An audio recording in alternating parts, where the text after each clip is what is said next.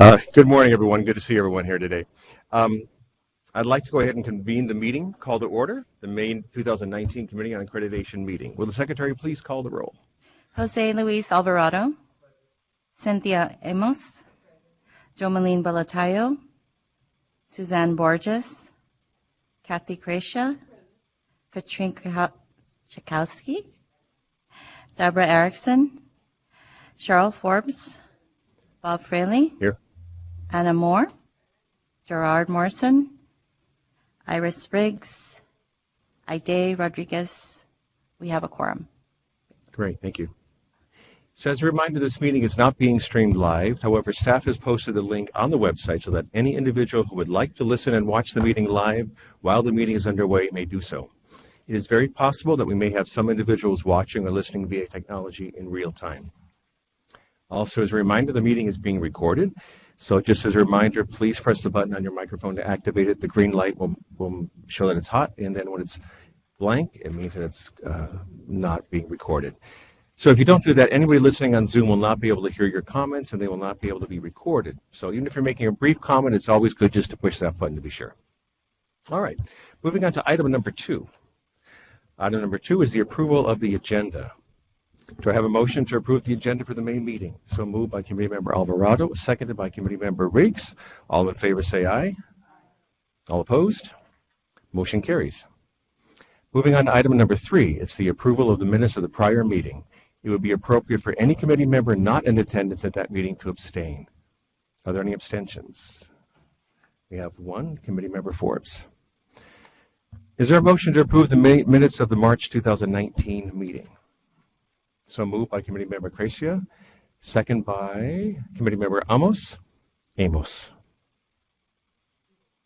Either one? Yeah, Amos. All right, so move for the second. Any corrections or changes? Committee Member Alvarado.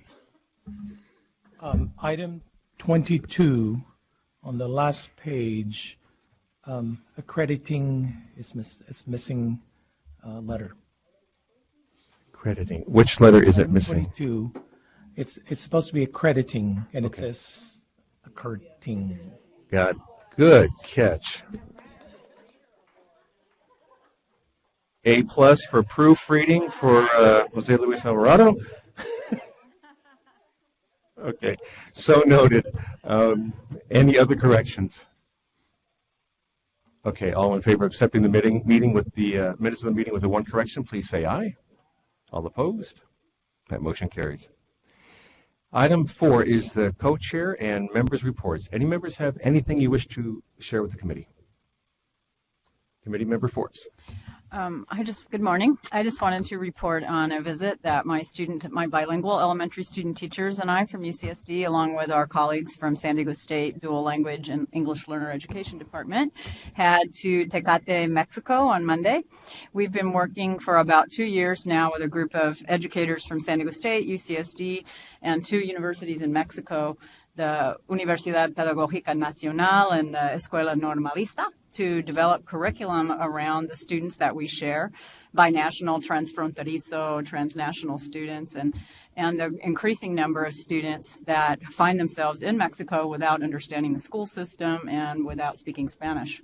So we've been working with our colleagues to develop and test out some approaches. And we've had Mexican educators visiting in the U.S., and this was our chance to go visit in this school in Tecate. So we went to Escuela Memorial Morse, which is now the Secretary of Education in Baja California has also been very supportive of this effort, as has the CDE and the University of California Office of the President.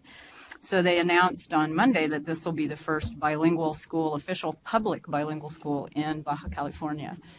And wow. In the morning, all of our students partnered up and observed a classroom and observed the teacher. And then in the afternoon, and teaching in Spanish for the most part. And then in the afternoon, they taught the same kind of a lesson in English using English language development strategies. So it was a pretty exciting day. And I just thought it was good to hear some good border news. That's excellent. Great. Thank you for sharing. That's wonderful. Anybody else like to share? Co-Chair Moore. Well, in case you're watching, I just wanted you to know they did not separate Bob and I because we got in a fight. That's true. Co-Chair Frelly. Co-Chair Frelly has other obligations, volunteer obligations in the field of education this afternoon. And so Member Forbes has volunteered to sit in his stead as co-chair this afternoon. So we're super excited to have her on board. We'll miss you, but happy about the work that you're doing with VAPA, correct? Great. Thank you. Yes, with that. Thanks. And thank you, Cheryl, for filling in. I'm looking forward to it. You're just going to miss my jokes. That's what it is. I'll save them. But I'll be here tomorrow. So, okay, item 5. Item 5 is staff reports. Staff has a few items it would like to present. Ms. Hickey, will you please present? Uh-oh. Yeah. Why don't I turn it over to Terry first? I have just a couple things. One of the really exciting things, and if you weren't watching the commission meeting in April, you might not have seen it, is that the new Pupil Personnel Services standards have been adopted. The prior standards were adopted a long time ago. And these new standards address all 3 of the full PPS credentials, the school counseling, the school psychology, and the school social work.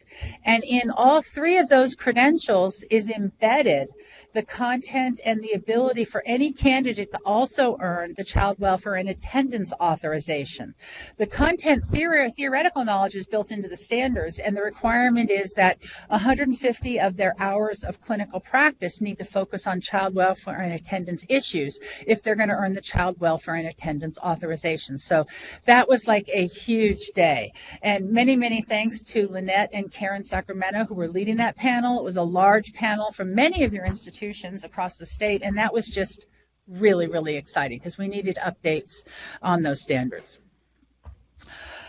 A second thing is that at the same meeting, the special education authorization statements were approved, and there had been some controversy. We had to get to some commonality with the field, with the Department of Ed, to get clarification on what these new mild moderate support needs and these extensive support needs credentials would authorize the teacher to do, which also included working on some definitions of what mild moderate support needs and extensive support needs are, which means now the regulatory process can begin.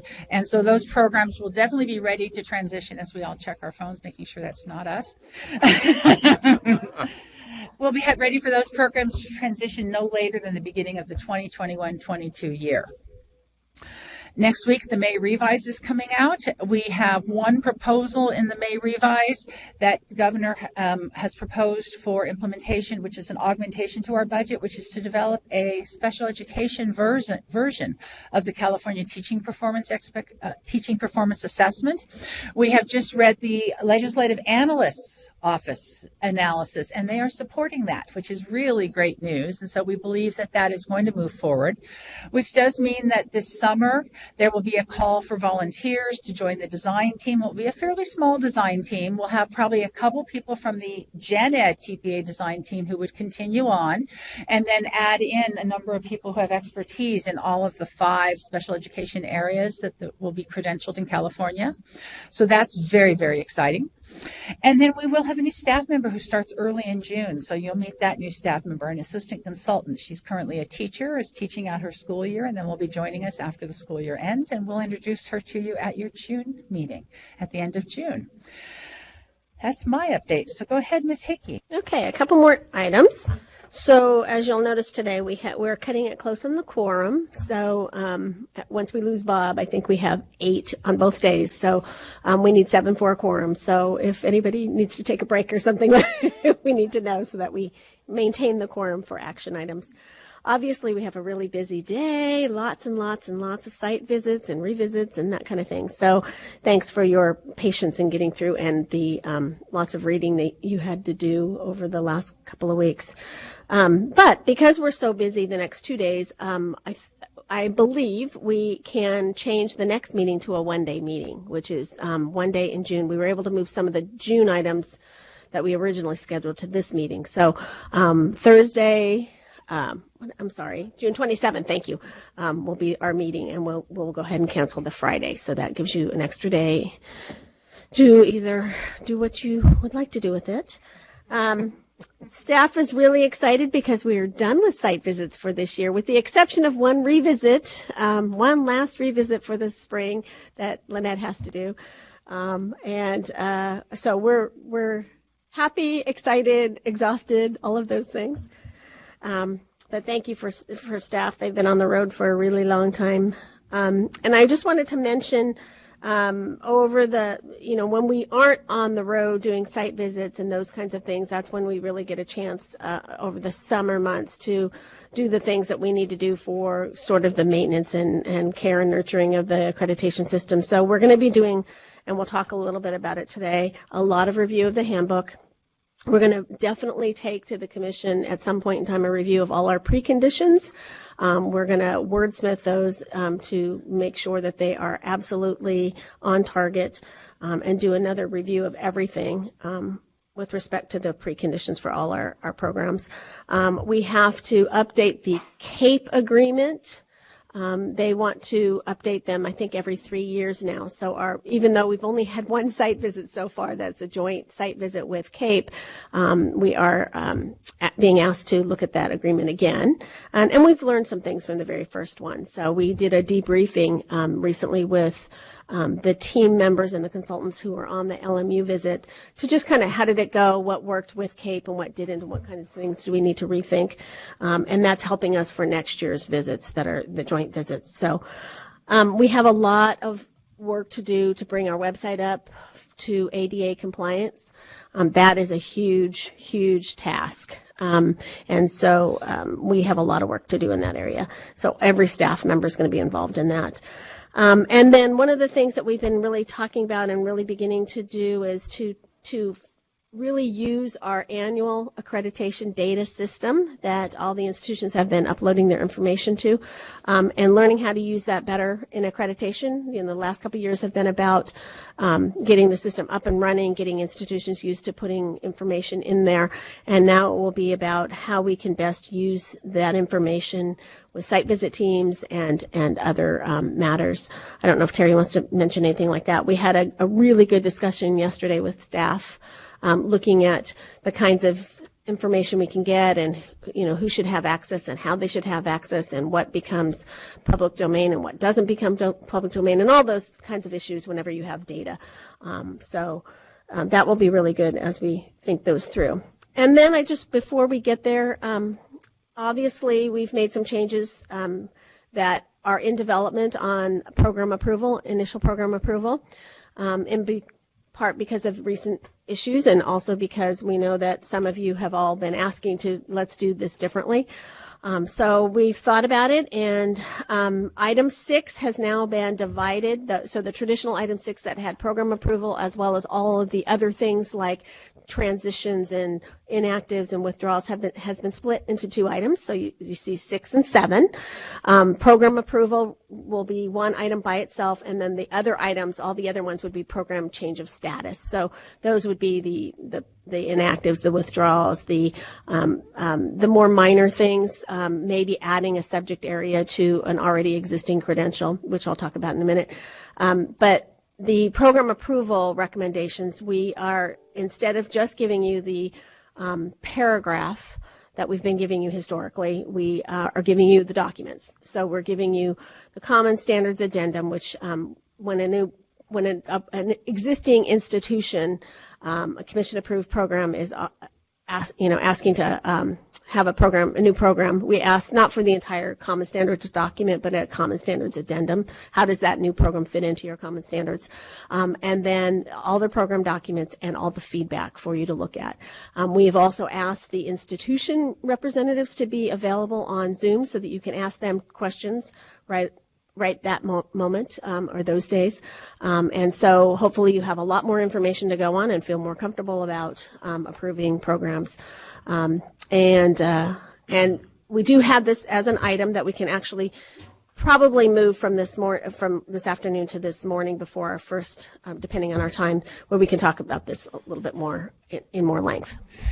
It became clear to us over the last couple months as we've been dealing with some issues that when you give approval to a program, that institution then has a property right.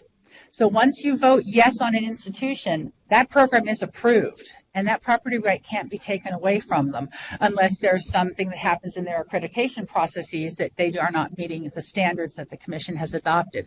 So we want to make every effort to have you have as much information as you possibly need. In fact, Cheryl and I were just talking this morning, we're going to review actually the Common Standards Addendum even in our review processes, because we think there are some areas we might want to make it stronger, because the Common Standards are where it asks questions about qualified faculty. It asks about the support and guidance you'll provide to candidates during the program.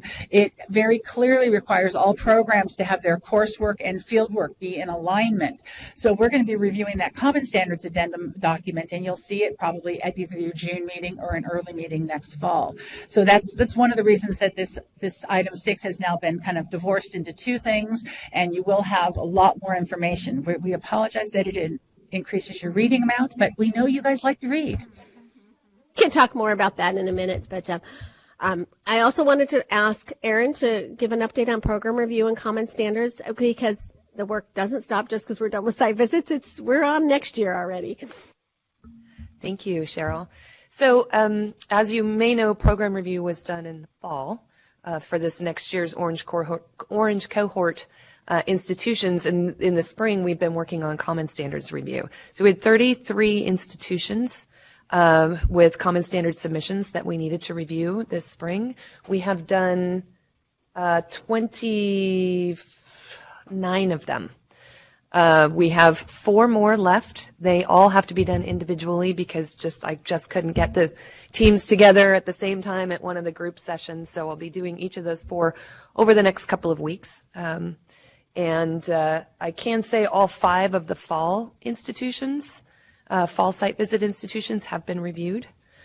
So those things are done. We're looking forward to planning the two-day BIR training sessions in the fall or late summer, actually, early fall, for the individuals who will be selected from the program review groups to then be the program reviewers on the site visits, as well as planning team lead training for brand new team leads.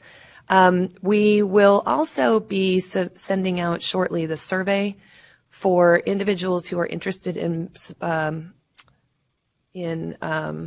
participating in program review for next year. That survey will come out in the PSD e-news. I am thrilled to say I get lots of emails from folks saying, I'm really interested, I want to participate, or I have a program, I've got staff who I think would be really great at that. That is fantastic. So I just want to go really on public record here and say that survey will come out in the e-news sometime late this month. Early next month, I think at the earliest. So please be looking for that, and please do encourage anybody that you know who is either interested or would be very good to fill out that survey, and then we'll select folks for program review. She's in the room. I want to say thank you to Barbara Howard for helping us at Riverside County Office of Ed and hosting a meeting of many Common Standards reviewers this week. So that was really productive to go down there and have a lot of people together. Thank you, Barbara. I'd also like to chime in here a little bit. Whenever anyone asks us, well, how do we get put on a site visit team? You have to do program review first. And so that's helpful. It's no longer, I want to be on a site visit team, raise my hand for site visits. It's they start in the program review environment. So this is the prime time next month through about July to get signed up for program review. And then I do need to take a moment and just say that how thrilled, proud, and thankful I am for Erin Sullivan. Remember now, Catherine Carney just retired February 1st. She had got the program review going. She had the common standards stuff planned, and Catherine was so organized. She, of course, is currently in Africa enjoying herself on her safari, that Erin has stepped into the process and nothing's dropped. Erin has moved this process forward. She's on a treadmill. She's making that treadmill move every single day. I was able to participate with my institution for my next year's February visit. We did the Common Standards Review.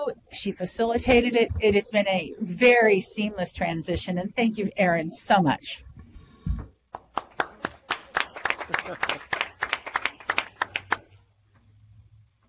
I think I'm done. All right, thank you. Yeah, and we all second that. Thank you, Erin. It's been wonderful. Thanks. Item 6. Item 6 is the program approval recommendations.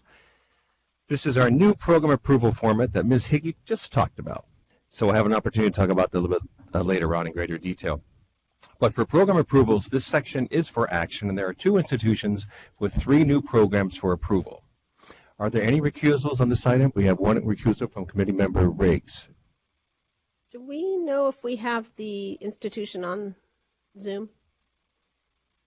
Can anybody tell me? Do you know? What's that? Oh, Riverside is in the room. Okay. Thank you. Yes, I didn't put 2 and 2 together. Okay, so we have the one recusal, committee member Riggs, and it's Riverside County Office of Education, the preliminary education specialist mild to moderate with intern, and the preliminary education specialist moderate to severe with intern. Also, Sonoma State University, early childhood special education added authorization. Is there a motion? Or any questions? We have the representatives here from Riverside. It does seem that in our new process, it might be good to take these actually one program at a time and ask the committee at each time, do you have any questions about the Riverside County mild to moderate intern program? Okay. Then make a motion, vote on it. That way we can show that you have considered, you have looked at, and you have overtly approved the program that's being approved. That makes total sense. So let's begin with the Riverside County of Education, the preliminary education specialist mild to moderate with intern. Any questions that you might have for the representatives? Can I just do something really minor? Take the word with out. It really is the intern program. So I don't know why the with is in there. So preliminary education specialist, mild to moderate intern. 3rd time a charm. We got that? Okay, good. All right. So with that program, anybody have any questions about that one? Committee member Alvarado. So in looking at reviewing the course sequence, I was wondering if district representatives can speak to where exactly are they addressing positive behavior intervention and supports. I see the classroom management course curriculum, CURR 111, and it looks a lot like a gen ed behavior management course, not so much for special ed. Okay. Cheryl, can we invite representatives to the table? Yeah, can we please have the representatives come to the table and join us? And once you do, if you could please introduce yourselves.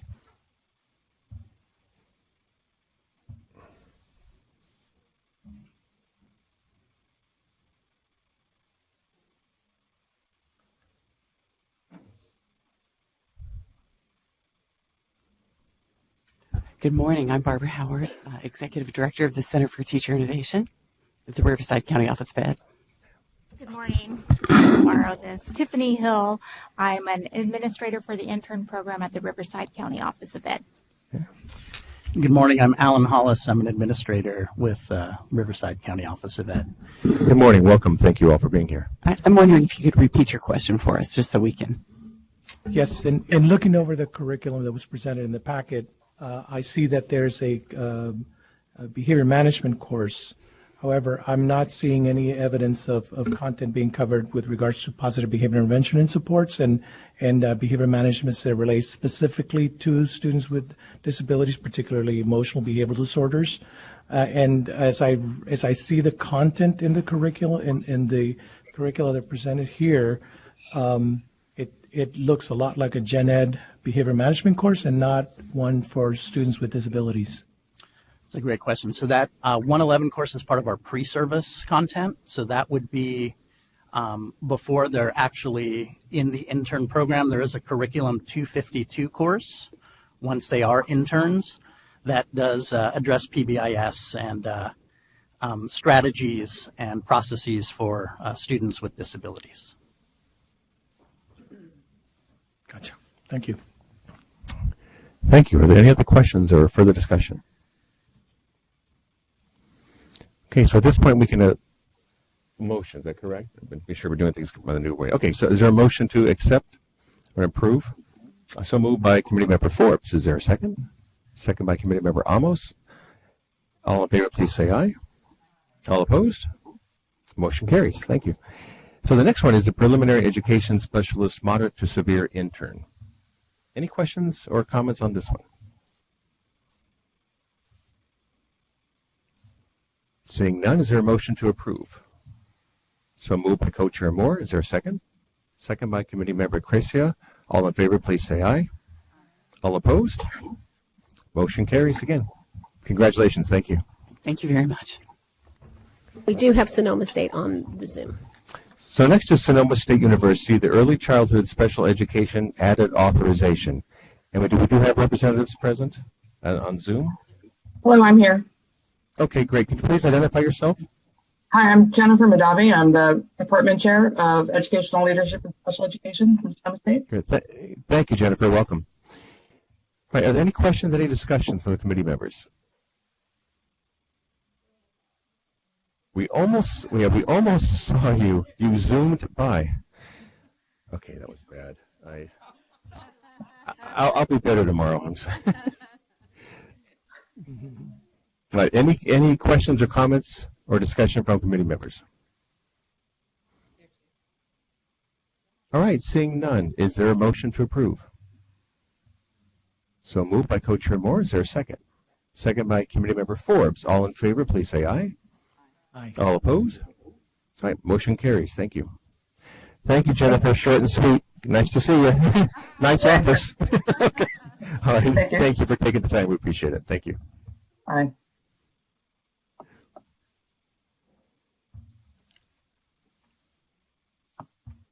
Okay, there we go. All right, item 7. Item 7 is the program change of status. The item is divided into two parts. Part 1 includes items for action by the COA, which include requests to withdrawal, including automatic withdrawals, requests to reactivate inactive programs, and requests to add a new single subject content area. Part 2 provides information on programs that have transitioned to revised program standards and programs that have elected to change to inactive status. These items are for notification only and require no action by the COA. So we have Part 1, Section A, B, and C. We'll take one section at a time, starting with Section A, Program Withdrawals. Section A is for action. There are two types of withdrawals listed. One is for withdrawals requested by the institution, and the second list of institutions are those for which the programs were inactive for over 5 years. There are 13 program sponsors withdrawing 17 programs. These institutions and programs are listed in the agenda item. And this section is for action. Are there any recusals? One recusal, Committee Member Forbes. All right, do I have a motion? So moved by Co-Chair Moore. Is there a second? A second by Committee Member Borges. All in favor, please say aye. All those opposed, say nay. Motion carries. Thank you. Sure. I just want to acknowledge there were 15 of those on there, I think, if I counted the last time. And that is as a result of the new annual data system, because people are calling us saying, well, I don't know why I should have to report on this. We haven't been running this program. So that has helped us clean up the books, as well as the efforts from Michelle and from Cheyenne Jones, one of our newest members, of, contacting institutions and asking them, making sure that we have accurate information. So I just wanted to acknowledge those efforts are leading to a cleaner data system that reflects exactly what programs are being offered. Well, thank you. Continual improvement. Thanks. That really helps. Yeah. Another point relative to this is we are now in May, which means next month comes June. And at your June meeting, that is the last time any institution can withdraw a program before their annual fees are set for the 1920 year. So in our PSDE news, we will have that announcement. Remember, check your approved programs, because fees are set structured based partially on the number and different types of programs that an institution sponsors. All right. Thank you. Section B, program requesting reactivation. There are no institutions requesting reactivation at this time. Moving on to Section C, adding a new content area. There are 2 institutions requesting to add a new content area to an existing program. This is a new aspect of program approval that Ms. Hickey already discussed in the staff reports. Any questions on this section? Seeing none, the 2 new content areas. Oh, is there a question? I meant to say this in my staff report, so I did forget something. So these are a little bit different than what you've seen before. And this is, again, partly because we're rethinking new program proposals. This historically has been a staff approval and review. When a new institution already has an existing single subject area or a single subject credential, and they're just adding a subject area, we have asked for, and it's been recently Jake Schuller who does the review of the single subject of subject matter pedagogy content area in the TPEs that's listed there. We asked for that information, asked for where they're introducing, practicing, and assessing. But it has been, because it's not a new credential, it's just a new area, it has been a staff review. We are now suggesting that that comes before the COA as an approval so that there's formal approval. The other one is really not a single subject area, it's a bilingual authorization, so we need to fix the language that introduces this topic a little bit. I see that, okay. For catching that. And that's another area in which they already have a bilingual authorization and they're adding just another language. The same thing comes to us with world languages when they're already approved, because those standards don't change. The language changes, but the standard remains the same. So you will begin to see these now as a regular part of your item 7 or whatever we're calling this item. Okay, great. Thanks for clarifying. Okay, so there are 2 institutions adding new content area. We do have a question. Committee Member Forbes. Thank you for clarifying that, Ms. Hickey. Will we be, not to wish for more reading, but will there be any other reading associated with it so that we know what it is we're... I think we should definitely talk about it when we get to the IPR item. I'd be happy to. This was sort of our first, getting on your agenda as quickly as possible, but we are happy to bring you whatever documentation you'd like to see. Thank you. Any further questions? All right, seeing none, the 2 new content areas are the University of California, Berkeley, preliminary single subject, social science. Do we take these one at a time, Cheryl, or would you? Good idea. Okay. Either way. Okay, well, as long as we already do one at a time. Might have a recusal, I don't. Yeah, was there a recusal? I didn't see any recusals. Okay. Is there a motion to approve UC Berkeley? So moved by Committee Member Alvarado, seconded by Committee Member Forbes. All in favor, say aye. All opposed? Motion carries. Next one is LA Unified School District, bilingual authorization. So they already have the authorization. We heard you. Is that for this section here? Oh, okay. All right. I'll take a large Coke, 2.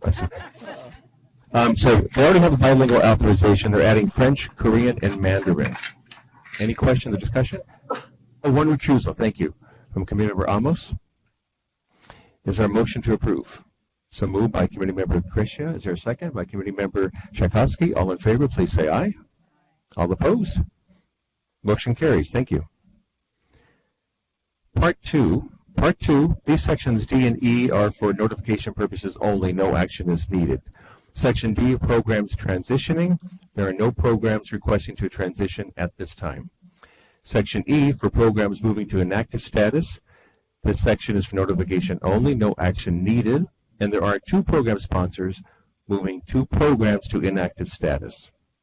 The first is Point Loma Nazarene University, their Pupil Personnel Services, Child Welfare and Attendance, effective June 1st, 2019. And then San Jose State University, Preliminary Administrative Services and Intern, effective June 1st, 2019.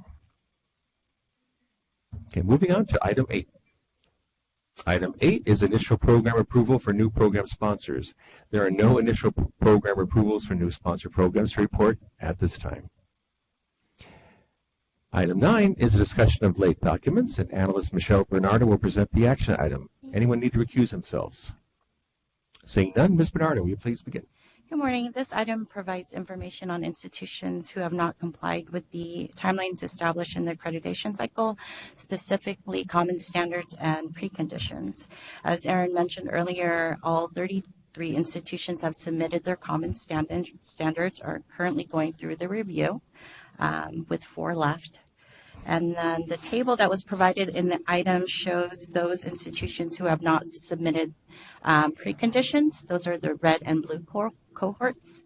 And I do have some updates to go along with this since this was posted. So Lawndale Elementary School still has not submitted their preconditions. An email was sent to them by staff requesting the submission.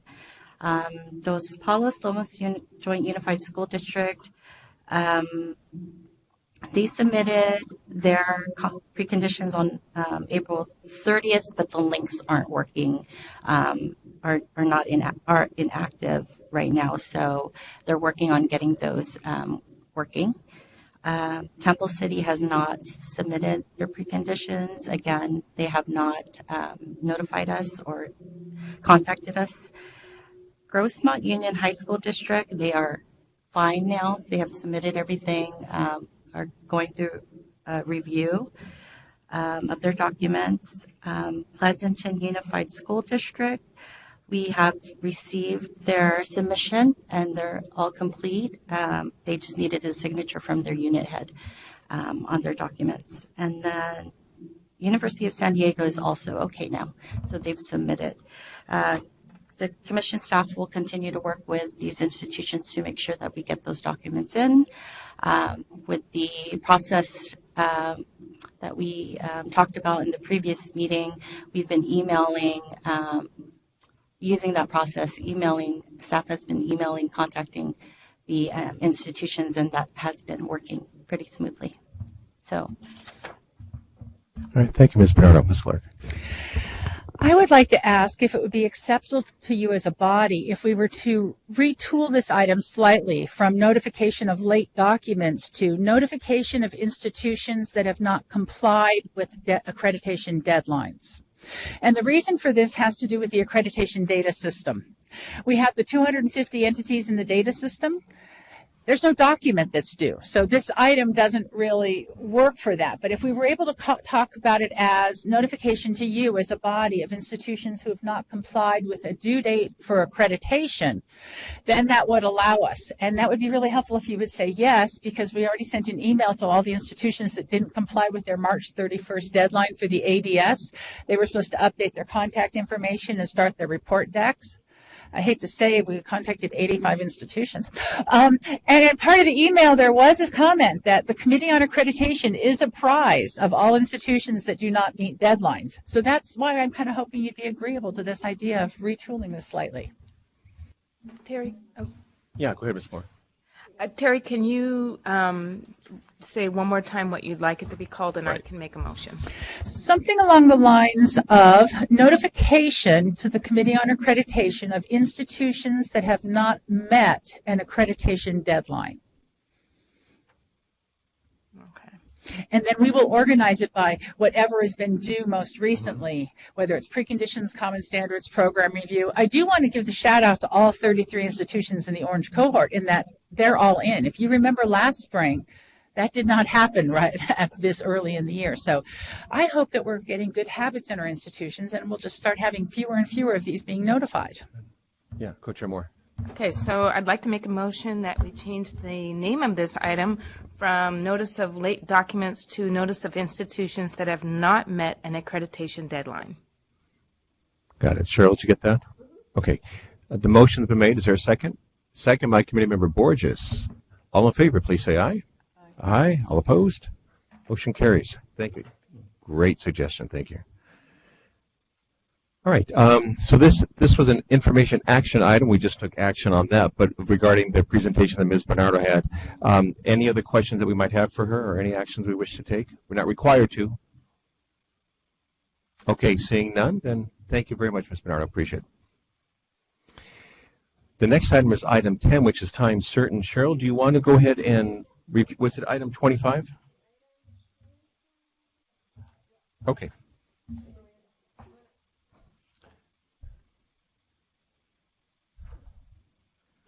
This is good because Miranda has another meeting to go to this afternoon, so this is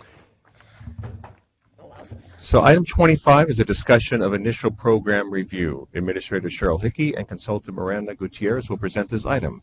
Ms. Hickey, will you please begin? Yeah, I just wanted to introduce it and then I'll toss it to Miranda, but sure. I think I said most of it in the staff review. We wanted to bring this item to you to begin the discussion about how we might do initial program review in a different way than we have previously. I know from time to time, members of the committee have expressed a desire to have more information, to not feel like you're rubber stamping something. At the same time, you recognize the review process. So what we have thought, at least with the low-hanging fruit, is what we've done today, which is at least give you the documents that are available for you to review in case you have any questions, and to have the institutional representatives available so that you can ask your questions about anything that might not be as clear in the items.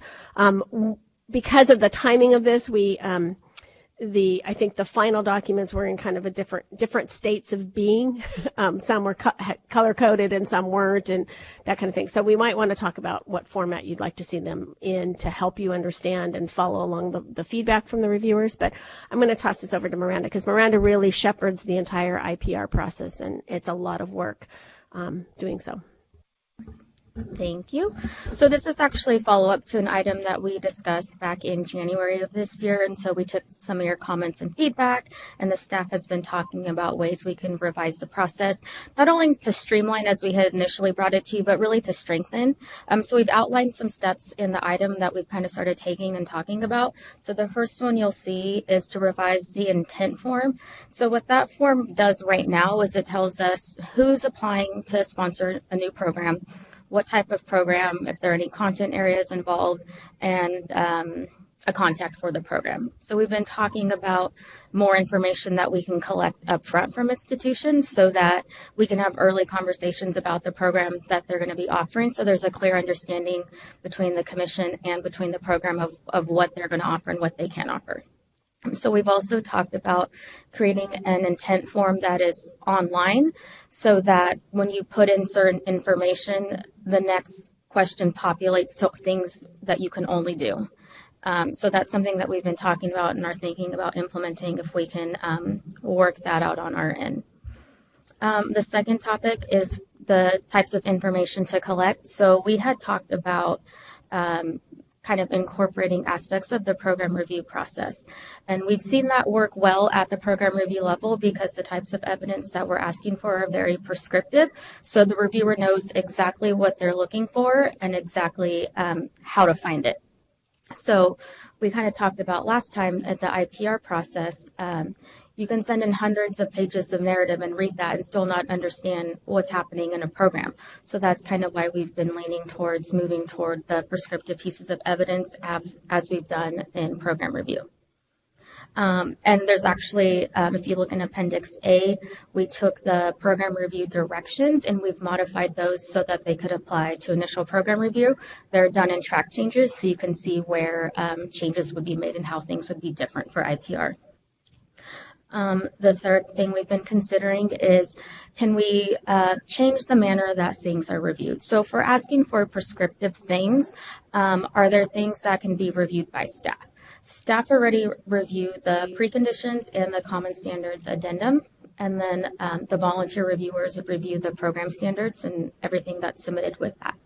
So if we move to a new process of mirroring program review a little bit, things are broken up. So we've kind of been talking about, and we're looking at if there are pieces of that staff can review to see if they're in compliance or meeting the standards that way, just to take off some of the burden from our reviewers, because I think in our minds they would still be the ones to review the course matrices and all the coursework and curriculum to make sure that it aligns with the standards.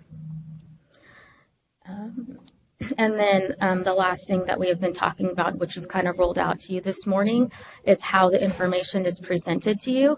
So what we did today was we included all of the feedback from the preconditions, the common standards, and the program standards, and then you received the full program proposal that the institution submitted. And so in that final proposal that you received, which was the large attached or the large insert to the item, that's the full proposal, and that includes all the changes that were made as a result of the feedback. So you can see kind of where, if there were deficiencies in a standard and how the program addressed it, it's either highlighted or made in a different font, so that you, if you wanted to look at how they addressed certain feedback that you saw in the feedback form, you can go and see how they addressed it and remedied it and how they're in alignment with the standard. So our next steps are kind of to have a discussion about this and see what your thoughts are on the direction we're heading. It looks like we'll be bringing a commission item or an item to the commission in June about the process for approval, I believe. And then after that, we would come back to you in June to talk about dates of when we can kind of put the new process out for institutions. So I think unless Cheryl has anything to add, we can kind of start having a discussion. I just have one thing to add. Unlike what Aaron said earlier about the number of people wanting to participate in the accreditation system, we do not get that response for IPR. Really, Miranda spends a lot of time asking people and begging people to help and assist, and we do rely on a very small core of dedicated, committed individuals, some of whom are in the room, to review these documents. And so we really need to figure that out. We have PPS programs that have been waiting for a long time to be reviewed because nobody will step up and help us review them as the expert. We have other areas, and it's not for lack of trying. We have contacted so many institutions, and that is a persistent problem, and I don't know what to do about that. We can't pay. We don't have any incentives. And so we really need, as we think about this, that problem does not go away. So we need to figure out, is there a way we can kind of tackle that? It's one of the reasons why we've thought of, are there things that staff might take off the backs of reviewers and maybe make this process not so onerous that people aren't willing to step up to do it.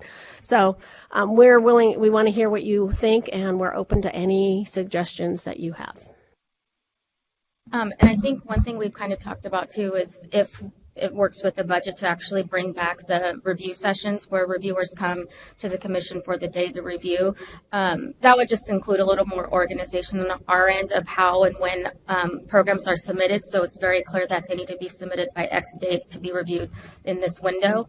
But that's definitely something I think that could help, because if you can get it done in one day, in a few hours, it helps everyone out. All right, Member Borges. Well, as somebody who's done it both ways, remotely and in the group, I think the group setting provides more opportunity for calibration. And if you have questions, there's somebody there you can ask the question of. It'll work both ways, but I just think what you're talking about, and I really loved when I was reading through this past week, being more specific about what documents, what evidence that they provide and everything, just getting it more organized. I like that. Thank you. Member Riggs. Yeah, I really appreciate the efforts to try to help with this. It's something that's been uncomfortable for quite some time. I'm still struggling with it. Even today, I noticed that, Cheryl was able to ask a question related to an area of expertise for her. And so I'm thinking about, as we look at programs, the people who are program reviewers have expertise in that program content, the program standards. I think it is difficult for me to consider that I can put my name to something as though I've approved it, which is the issue we've had all along, because I'm not an expert in every program, and we've got this program review process in place. So even though you give me the documents, it's difficult for me to catch things. I can use it to reference the things that the program reviewers have already identified as an area that had to be addressed, but it doesn't mean that I feel comfortable saying I have reviewed this and approved it. And it almost makes me feel a little more uncomfortable that I do have the documents, because then it appears like I have truly reviewed them in depth and I'm putting my name to this as an improved program. And I just don't see how I can feasibly do that and really know what I'm doing. So when I think about program review, I'm just throwing this out here. I'm just thinking out loud. It seems like the process we have in place is one that is reliant on program reviewers, and then they give their initial approval, and then there's some point where they are more formally reviewed, and I thought that was in the accreditation process. So I don't know if we should have a different way, or if we are even allowed to do anything at this point, but a different status. It's like initial program approval and then final program approval, or, I have no idea how it could work, but I honestly had difficulty even thinking about voting today. on the new program proposals and I didn't make a recommendation to approve because I'm not ready to put my name to program approval right now, given some of the things that have happened. So I don't know, I'm just kind of stuck, and maybe I'm overthinking it. But I'd love to hear from Member Alvarado. So that's an interesting point, Member Riggs, and I concur. I suppose that where we would need clarification on is on the comment made by Terry earlier about if we approve a program, they have rights. And I'm wondering if making it like a preliminary, that those rights have limits. That is, unless they clear that the preliminary portion of approval comes to an end, should there be considerable deviation, because there is a difference between what gets proposed and sometimes what gets implemented. And so at least there is a fail-safe way in which we can ensure the quality of programs remain high, and those that don't abide by what they've been approved to do, then they can be terminated without any claim to any rights, because the rights were essentially conditional or term limited. And so maybe that may be a question for legal or what have you, but I think it's worth exploring. I like the idea. I do think that, we have that with our credentials. We have preliminary and clear.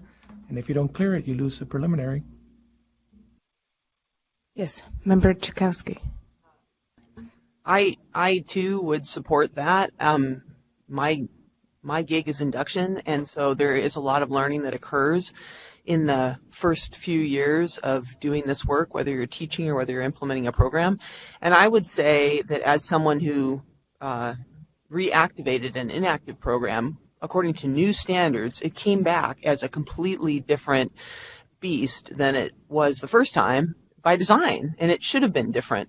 So I guess I'm saying that to suggest that risk-taking and innovation need to be also encouraged in this process, and that people like me or in the field who are trying to launch new initiatives on behalf of teachers and the students they serve should not be deterred in terms of being afraid that they're not going to meet the standards set by this body. So it's a little bit of a negotiation. We want to encourage people to innovate and to do new things and to connect people in ways that haven't been done before, while still upholding the law and expectations. So I think there's a little bit of, experimenting and learning and feedback. And I've learned personally that there's huge expertise in this group and in the network that is made possible through CTC. So perhaps there could be a trial period, preliminary period, whatever we want to call it, where people responsible for implementing new programs do actually have ongoing contact with some of these experts who really are in a better position to coach them to get it right for their first round of accreditation. Thank you. Ms. Clark. I think we definitely can take this back to General Counsel and get some review of this idea. One of the other things, and we'll be talking about it tomorrow morning with you as we talk about the accreditation handbook updates, is the regulatory process. We have to put things through the regulatory process to allow us to hold institutions, individuals to the situation. And one of the reasons that annual accreditation fees are in place is because they are in regulations. And once something is regulated, it has the force of law. So I think that's just something we have to talk with General Counsel about and then try to figure out how could we do this and then develop regulations to put this into place. So we'll definitely take this back and have this conversation. Thank you. I like that idea. It's really innovative instead of thinking outside the box and thinking about really revamping our whole system a little, well, not totally revamping. But for now, whenever I approve something, I feel like that I'm saying I'm trusting the system. I trust my team. An analogy would be whenever I step on a plane, I'm trusting the mechanics have done their job, the people in there have been trained. I'm trusting everybody. And I step on that plane, I don't hear a funny sound. I'm kind of giving it the 10,000-foot view or the passenger view, and I'm like, okay, everything looks in a line. Boom. I'm ready to go, and I put on my seatbelt. So I think that we do trust our folks out there, and I think that trust is well placed given all the training and effort that's put forth by our team here. Yeah, Member Alvarado.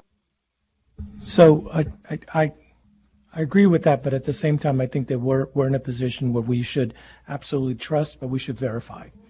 In that, again, what is proposed may be different what gets it implemented, and I think that there has to be some mechanism to ensure that what's being implemented is indeed what was approved. And so that's where I think this system would have a fail-safe way of having limits to the property right that Terry was talking about, to say that if indeed they're not complying with what they were approved to do, then understanding that, good faith efforts and so on, but at the same, and allowing for innovation, but at the same time, if it's outside of the bounds of what was approved, I think that there should be some mechanism where they can essentially give up those property rights by failing to comply. Yes, Member Forbes. Well, I was kind of going to build off what you said, Ms. Moore, too, that I think if we can strengthen, as Ms. Richardson said, the IPR process, it's a good process, and it's a consultative process. So for myself, I like to read the color-coded versions, because then I can see like what kind of feedback was already given by the expert panel and the reviewers. And so that gives me a little more confidence actually in reading the report, because I feel like there's been some assistance to the institution in their in planning to innovate. But I also do think it would be very powerful if we could find some way to move up the first checkpoint for implementation, because that's a different story, right? And so, I don't know that we would move program review up that much farther, or what exactly it might look like to clear your preliminarily approved program. But I think that's a really strong idea. It makes me wonder about the site visit and when that happens. I don't know if moving it up would be. It will differ for every institution, because you can submit a new program proposal at any point in time, and so it's across the board. I do think, hearing you both of you talk, though, this staff could sit down and do some thinking. For example, the policy in place right now is if the initial program review was within 12 months of when program review is due, the IPR stands for program review. And there are some institutions that get a program approved now, and they're going to host a site visit in 2 years. Others aren't hosting a site visit for 6 or 7 years. So maybe we can do some internal thinking of, if an institution is set to have a site visit in 1 to 3 years, this happens. If it's in 4 to 5 years, this happens. If it's in 6 to 7 years. So let us do some thinking and see what we could bring back to you at a future meeting.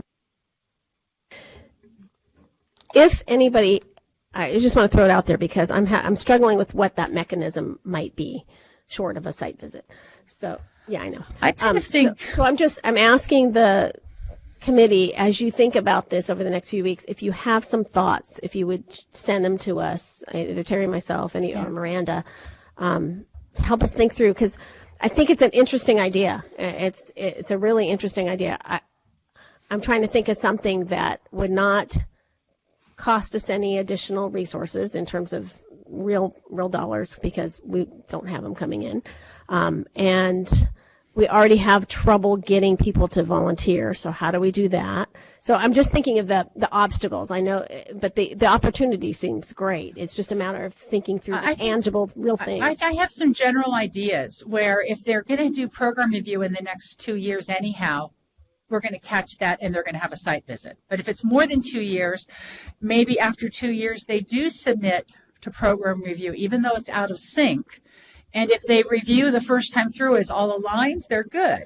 But maybe there is a focused site visit for that one program if after their program review, after 2 years of operating, if it doesn't get all aligned on the first submission or something. So we'll continue thinking.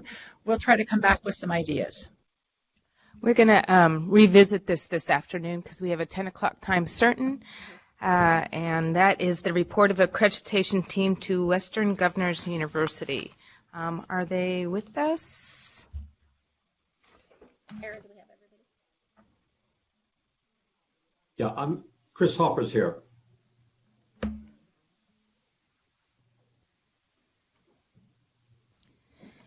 Administrator Erin Sullivan will introduce this item. Joining her at the table are institutional representatives Dr. Lucas Kavli, VP Compliance and Accreditation, and James Kozinski, Regional Manager, Compliance and Accreditation for Educator Preparation. And via video are Dr. Verna Lowe, Senior Manager, Compliance for Educator Preparation, Dr. Deb Eldridge, VP Academics, Teacher College. Also joining via technology is Team Lead Dr. Christopher Harper. Does anyone need to recuse themselves? Know if Dr. Hopper's on? We need to make sure everybody is ready to go.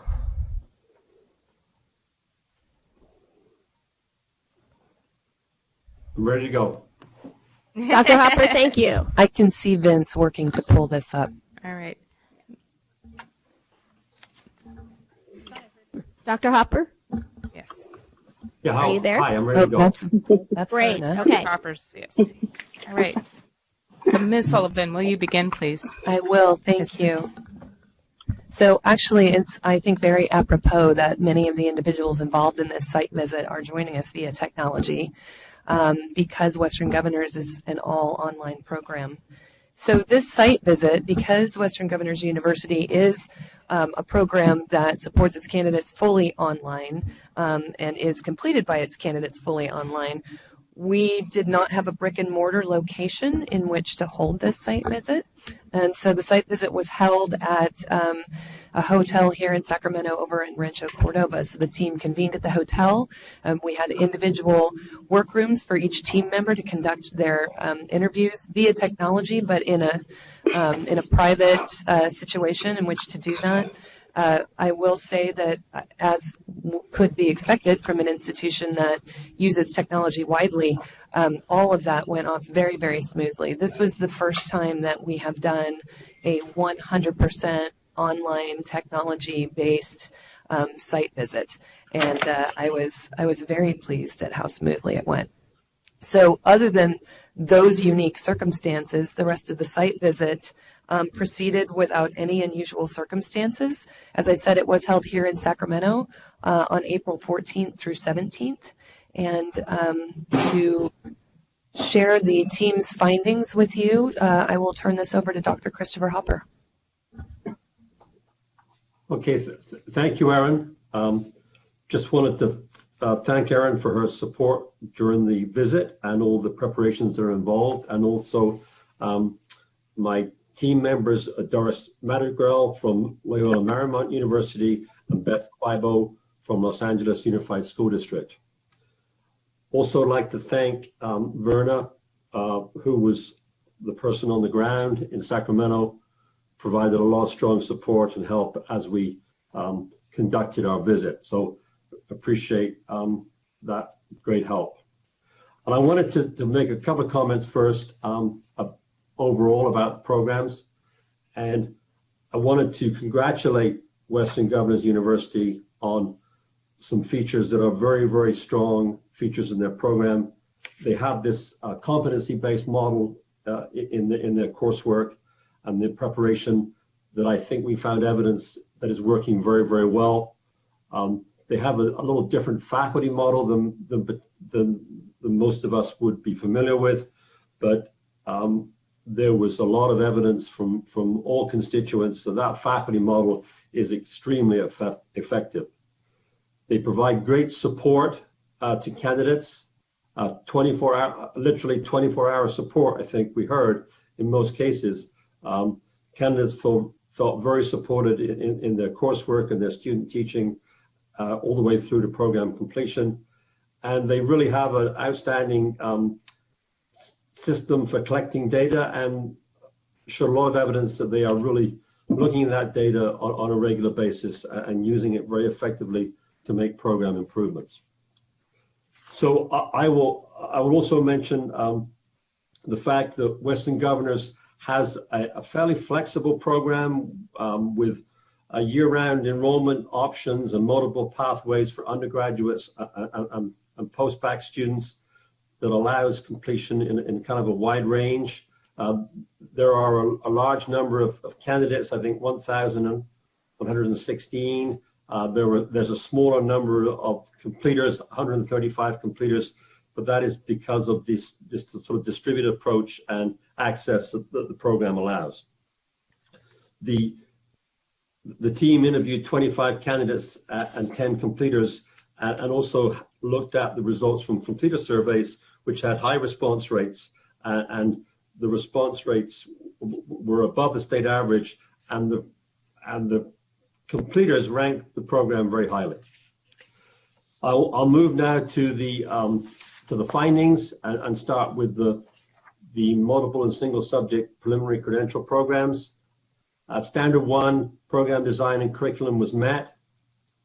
Standard 2, preparing candidates towards mastery of the teaching performance expectations was met. Standard 3, clinical practice was met with concerns. And in this standard, the team found inconsistent evidence that host teachers complete the 10 hours of training required by the standard. Standard 4, monitoring, supporting, and assessing candidate progress towards meeting credential requirements was met. Standard 5, implementation of a teaching performance assessment was met.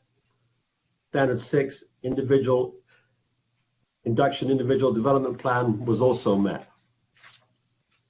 Moving to the common standards, Common Standard 1, institutional infrastructure to support educator preparation was met. Common Standard 2, candidate recruitment and support was met with concerns. The unit demonstrates clear investment and care in nationally recruiting and admitting underserved students as defined by the U.S. Department of Education. Short-term and long-term recruitment marketing plans reviewed at the visit confirm that the unit has defined goals for diversifying their program-specific admission pool for preparing California educators. Given that these plans are in the beginning phase of implementation, there is no current evidence that purposeful recruitment and admission for diversification of the California educator pool has occurred.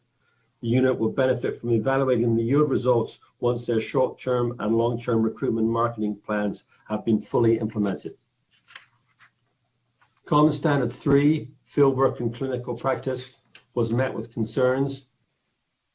Data provided through common standards and program review reports and addenda indicate that site supervisor completion of the required training activities was inconsistent. This was corroborated during interviews at the site visit. While the unit has a clear system in place to select effective and knowledgeable site supervisors that meet the program selections process and criteria, the system can be developed to ensure that all site supervisors are fully trained in preparation for working with program candidates and prior to being assigned a candidate for student teaching. Common Standard 5, program impact was met, and Common Standard, that concludes the review of the Common Standards. Based on the fact that Common Standards 2 and 3 are met with concerns, and also Program Standard 3 was met with concerns, the recommendation is accreditation with stipulations. And the team recommends the following stipulation: that within 1 year of the site visit, the institution submit a report, including evidence documenting the following: that host teachers are completing 10 hours of training, including orientation to the program curriculum, training in effective supervision approaches, such as cognitive coaching, adult learning theory, and current content-specific pedagogy and instructional practices as required by the Commission's adopted program standards. Second stipulation, that is planned for purposeful recruitment and admission of candidates to diversify the educator pool in California has been implemented and evaluated for effectiveness. And a third stipulation that comes out of Standard 1, there was one component in Standard 1 that was met inconsistently. It was raised as an issue, and this is the fact that members have been selected for the institution's California P12 Council, and that the council has met for the purposes of informing the Western Governors University Teachers College. I believe this council is being created, but it has not officially met yet. that concludes my presentation of the accreditation report. Thank you, Dr. Harper. We appreciate your being the team lead for this visit, this very new visit. I'd like to call or offer the opportunity to the institutional representatives to comment on the site visit. I'll remind you this isn't an opportunity to argue the findings, but to just share a little bit about your site visit experience and what's happened since then. And thank you very much, and thank you to Dr. Harper as well as Aaron for coming and being on the visit with us. It is not new for us to host a visit such as that, to host a visit with people that are not physically present in a room, but we understand that it is new in this kind of a situation. It is something that is near and dear to us to be able to prove that we can do what we do, and it was fun to be able to showcase it on this kind of a scale. We agree with the findings, and we believe that the 10-hour requirement, specifically the 10-hour requirement, note that was a piece that was partially met. We do train every single one of our individuals, and we train them in a competency-based manner, and we absolutely make sure that they are ready and raring to put the student teachers out there. But nonetheless, we will make sure that we can get the full 10 hours in accordance with the state regulation moving forward. And I would just like to say the communication that we had during the site visit with both the site visit team and Aaron as part of that was excellent.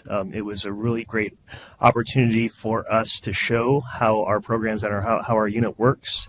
And it was clear from the communication that we had with the site visit team, Chris included, Aaron included, and the rest of the site visit team, that there was just a lot of opportunity to not have any gaps in what we were talking about. And so there were follow-up questions and opportunities to provide additional evidence, and it all went really well.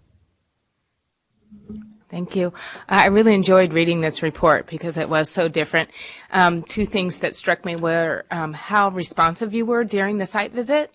As soon as like you were just saying, as soon as there was something that was not readily viewable or wasn't clear, you took care of it. And Aaron, you reported that in the report, which was really nice. We're like, oh, they're already on it. We don't have to wonder, which was really nice. And also the feedback that you get on your program about how supported the students feel, despite, the virtual not being in person, is phenomenal. So well done. This is very exciting work. I'd like to provide the opportunity to the rest of the COA to ask questions or ask any clarifying questions. Member Riggs. Right. I congratulate you on the recommendation. And I would like to ask Cheryl a question. With the exit surveys, I'm not completely familiar with every question. And so on the exit surveys, do they address every single one of the standards when students are responding to those? Because I know in my own program, they're looking at the content preparation, but do they answer questions about their support in the field, their supervisor, and so forth? About they answer the big buckets of questions, I guess I would say. I don't know that they answer every single nuance of every single TPE and every single standard that we have, but they do ask, how often did you meet? How supportive did you feel? Were they qualified? Those kinds of bigger picture questions. They are online if you want to see them. But they are, if you go to, and I can never find them online, but if you type in on our search thing, program completer surveys, you'll see all the questions. Can I also add a little bit to that? They do also answer some questions regarding how well prepared do you feel to work with students with special needs or work with IEPs, kinds of things, deliver instruction to students who might be English language learners. So we do get at some of that also in the content. Thought might follow up. This is really for Dr. Harper then. And again, given the new nature of this visit for us, when I look at the number, and you referenced this, Chris, when you talked about how many interviews you did, you did very few interviews. And it seems like you're relying very heavily on the exit survey, which I know we have talked about as a COA, as a possibility. But when I think of how large your program is and how spread out people are in the program, and then I think about perhaps, again, so many things sometimes arise when we interview people. Because it's one thing to fill out a survey about your preparation, and it's another thing when people ask specific questions about when did you get assigned to your school site, or when did you get your supervisor assigned to you, and that doesn't pop up in the survey. So a question I have, because when I look at the number of people interviewed, it's really quite different in my impression from when we have a large institution, usually there are more interviewed, and when we have a small institution, oftentimes it's almost 100% of the people who are interviewed. So for this situation, it sounded like you were comfortable, Chris, as a team lead with the number of people that you did interview. But I wondered if you had checked out how they were selected, were they representative of the wide region that this covers, and so forth. Yeah, that's a very good question, and I think the team looked at that very carefully.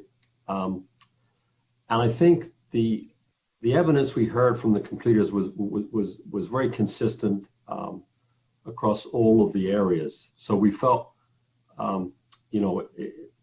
it wasn't a large sample, but I think what we heard from people was consistently, strong reviews of the program. And I think also we heard it from the program mentors, the model that Western Governors uses. They have this fairly elaborate system of support. And when we interviewed the program mentors, and we interviewed, I think, a reasonable number of those, maybe 6 or 7 mentors, they, as they described to me and to the team, they are in constant communication with the candidates all the time and are able to address a lot of their needs. So I felt that there was strong support from the candidates in terms of their professional growth and development. And then we heard that from the people that we interviewed, that there was strong support, and they felt very capable in their abilities to teach. And then when we interviewed the mentor teachers also talked about the fact that Western Governors candidates were well prepared for student teaching and performed very well in student teaching. So those weren't completers per se, but they were the mentor teachers were very positive about the quality of the candidate from Western Governors University. So overall, I think we were pretty confident that the comments we heard from the completers we did interview were representative of the program. Great. Thank you. Member Alvarado. Thank you so much for joining us. I do have a question related to number of students enrolled in the program. Table 1 shows that currently there are 812 students enrolled, and number of completers was 71, at least in the multiple subject program. And I'm wondering if that's a function of length of time in the program, or do you have a sense about how long it takes a student to complete the program, or what the completion rate is? I would probably defer to my colleagues, Deb and Verna, on that question. They may be able to give us some more insight.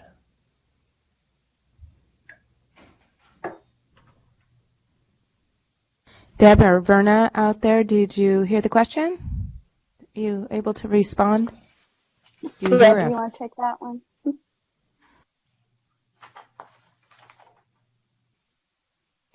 Can you rephrase the question, Member Alvarado?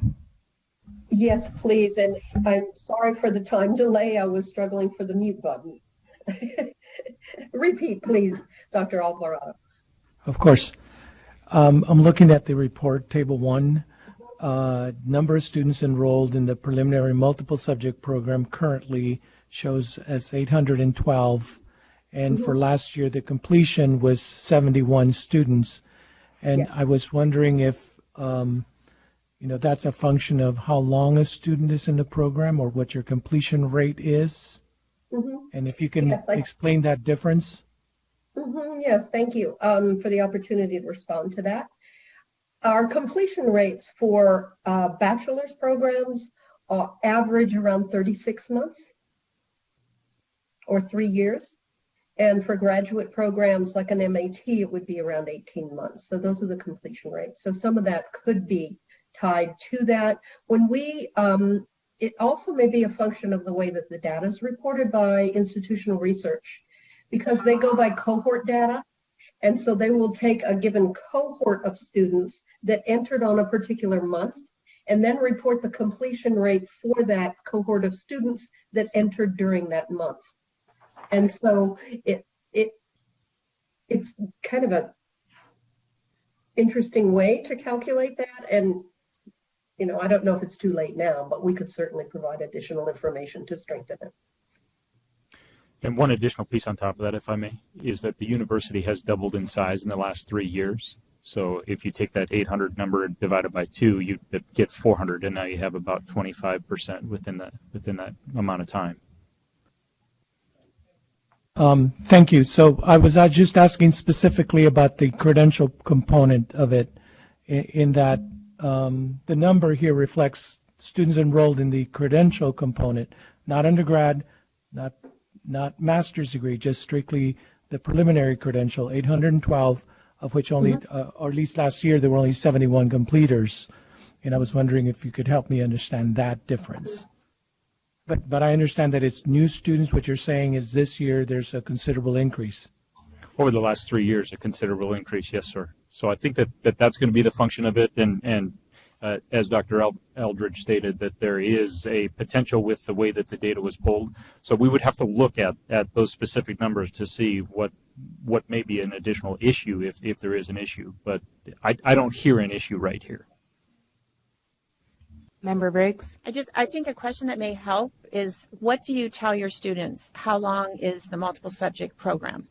How long does it take to complete that? Is it a 9-month program? Is it a year-long program? How long is it to complete your multiple subject program? Verna, can you respond to that? Do you have that information?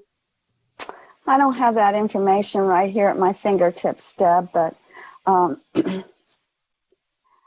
I do think that it's typical that the bachelor level of that would be about 3 years, 2.5 to 3 years. I'm not sure of the MAT at this with point. an additional year for credential? Is it integrated? Oh, it's integrated. Mm-hmm. Yes, the credential is integrated into the program, yes. So you could, in 3 years, you could potentially graduate with a BA and a teaching credential. That's correct. Okay.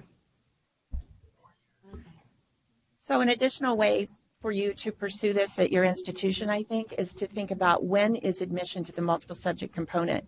Because my understanding, at least from programs on my campus, is when they enter the bachelor's, they're not entered into the credential portion. They may have the intention to enroll in the credential portion, but they're not admitted until they've met admission requirements for the credential and also a certain status of junior status in the credential or in the bachelor's program.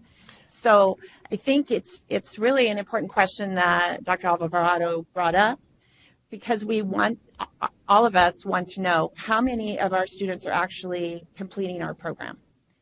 And we don't want a bunch of them to be going off without our knowledge of it. So this is a really critical question to know, how many students did we let in? How many students have been successfully produced for the schools?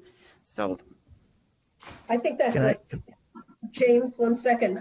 I think that's a great point. And I do think we have perhaps a bit of a data issue, because we also have those checkpoints where they're admitted into the formal program, exactly what you were describing. But I think perhaps the data reflects those who enrolled at the beginning as opposed to those who were enrolled later in the program and the percentage that represents. So very good call out. And I think we can follow up on that if you would like it. And James, go ahead. You said exactly what I was going to say. Yep. So just to share with you, this is a common issue for IHEs, because usually the university system doesn't monitor our admission for credential programs, and so we're always obligated on our own to have to put the funds to try to track our own candidates, and it's very difficult. So, all right, thank you. Any more comments from the COA? Questions? Yes, Aaron? I just want to be clear, if we're going to bring a year report, if this is data that you want included in that report as well, or if you're just providing some guidance to the institution about how they can track their candidates.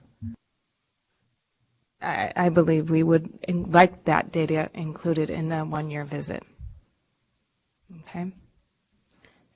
Did you want to add something, Member Alvarado? So in reading the report, it wasn't clear to me that this was an integrated program, or that you have both the post-bac option and the integrated program. In the responses, the first time I understood that this is a program that's embedded within the bachelor's degree. So I think it would be helpful to get that clarified, and also to report completion, or at least number of participants in each different part of the program, so that you can monitor the efficacy of each. Understood. Yes, sir.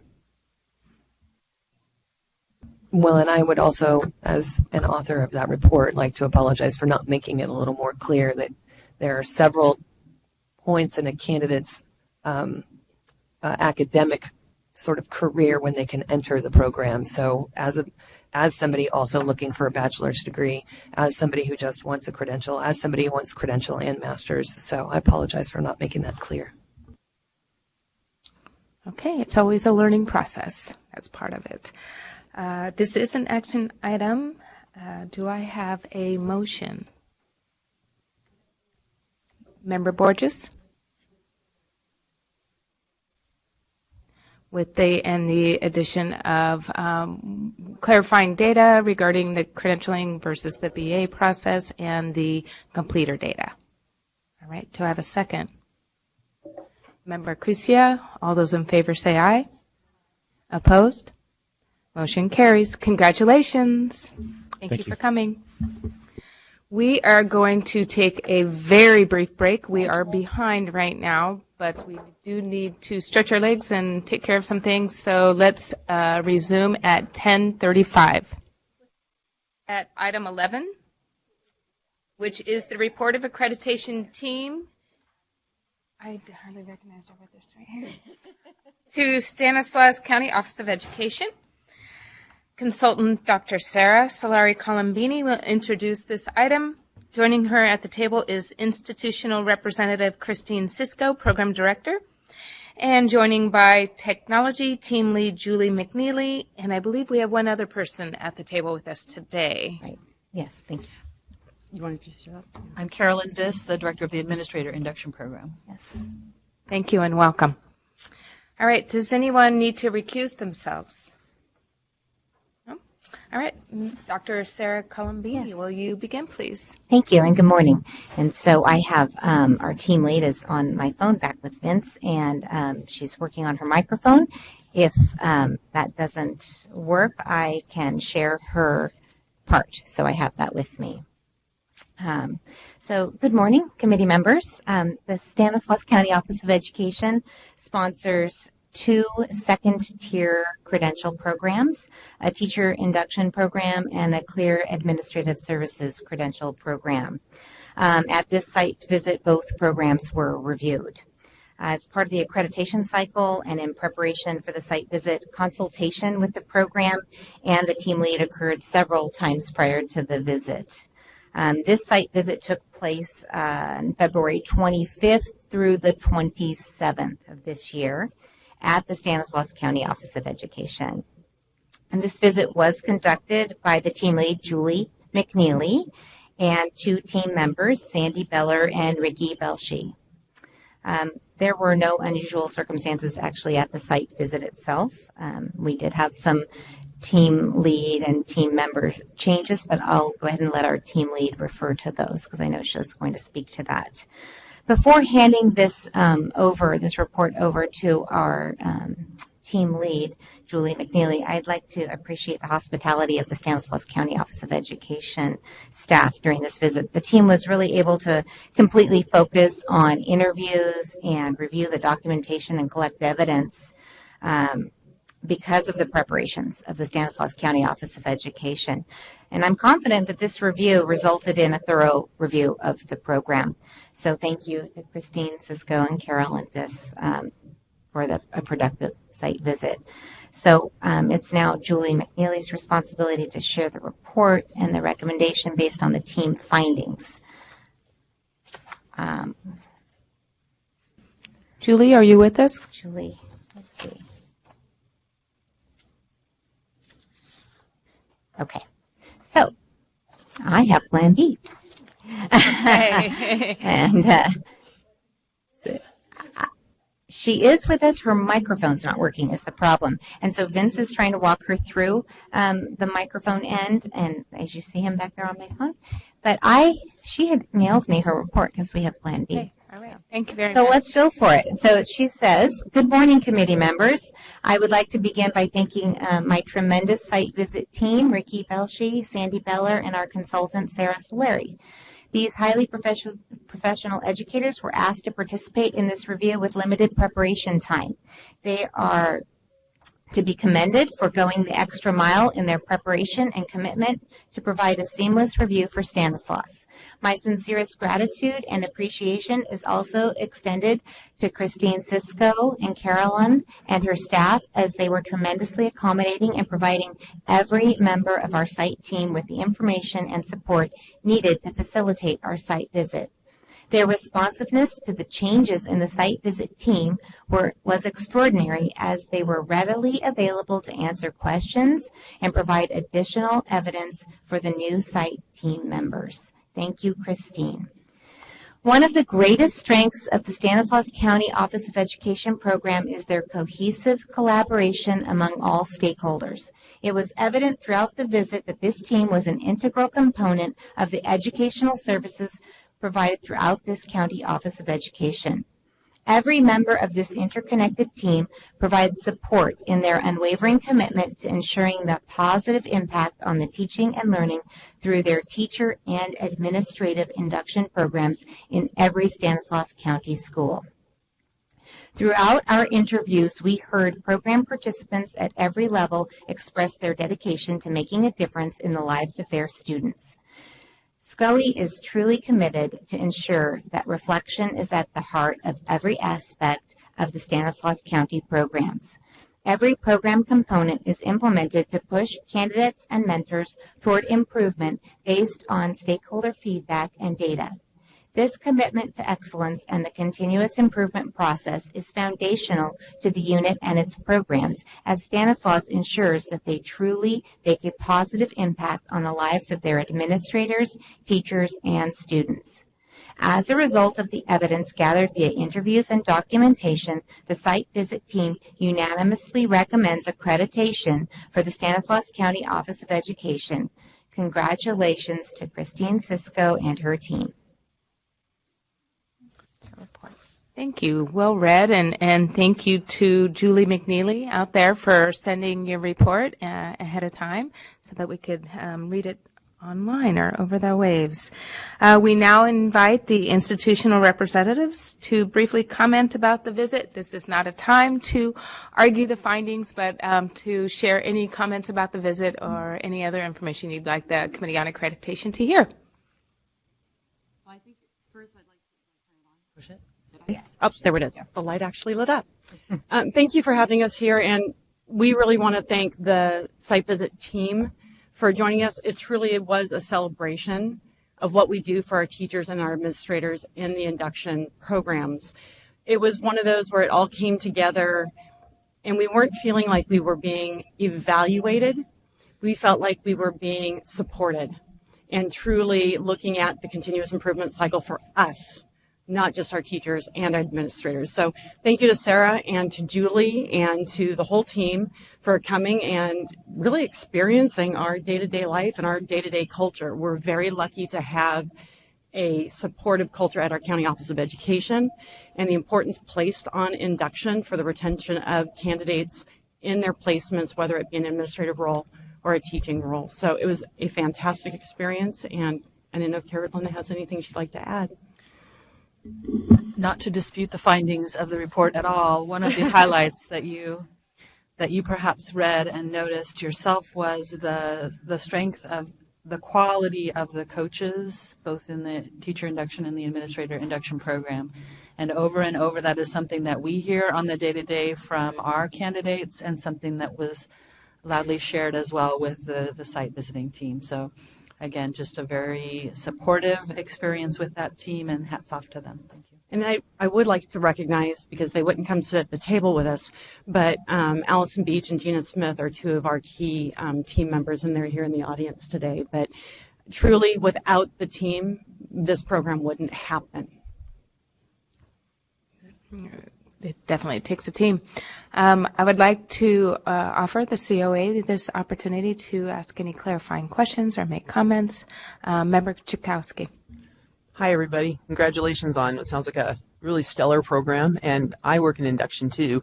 And so I heard you attribute a lot of your success to the quality of your coaches, and I would agree that in my world, that's where it's at also. Can you talk just for a few minutes about how it is that you identify outstanding coaches, how you recruit them, and what you're looking for once they step forward? We'll do teacher, then administrator. So for teacher induction, we use the standards to create our requirements for the mentor qualifications. And because we are a consortium for our teacher induction program, we actually don't hire the mentors ourselves, but we rely upon our counterparts at the district offices who know those mentors and knew the quality that they are in the classroom, help lead that. So between the partnership of our qualifications for those mentors and the hiring district, we really go through. And so we got feedback on.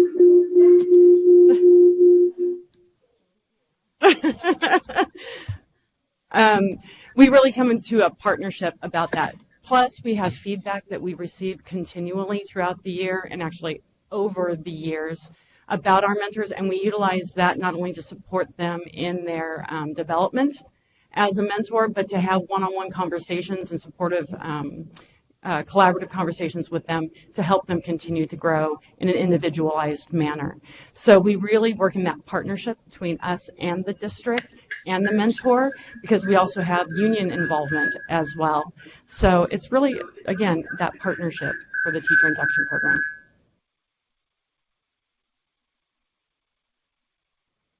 Any other comments, questions? Oh, okay. Many of the pieces that Christine mentioned in terms of the ongoing professional support are mirrored in the administrator induction coaching model. However, we do have the opportunity to hire and retain those lead coaches for our program. And one of the challenges and opportunities that I have as director of that program is to attend some of our professional organizations regionally and recruit from those places. We have strong networks because we are positioned within the instructional support services at our county office. We have many opportunities to interact with district leaders from across the county, and we actually, in both programs, actually serve candidates from outside of our county within the region as well. So we have some levels of access to sort of pre-screen, I guess you would say, some of the folks that we are going to invite. Yes, some of the folks that we are going to invite to serve. And then the ongoing feedback and evaluation from candidates in terms of the specific needs that they have and that they're experiencing from their coaches is invaluable. And I would just say the last piece on the administrative side is the challenge of effectively partnering a lead coach with a candidate. And so looking closely at what the candidate's placement is, what their specific areas of need that they're anticipating are, and also looking at the experiences that our lead coaches bring to the table.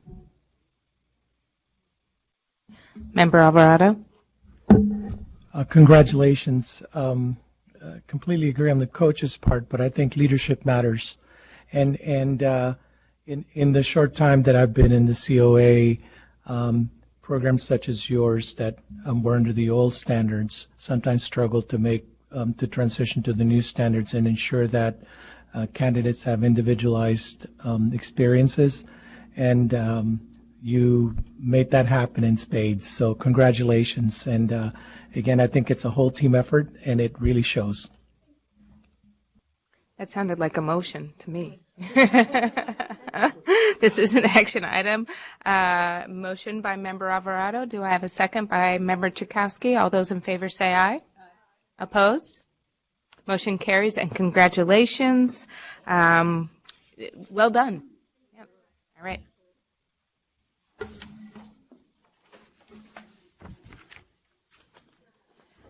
All right, this takes us to item 12, which is the report of the accreditation team to Panama, Buena Vista Union School District. Consultant Gay Roby will introduce this item.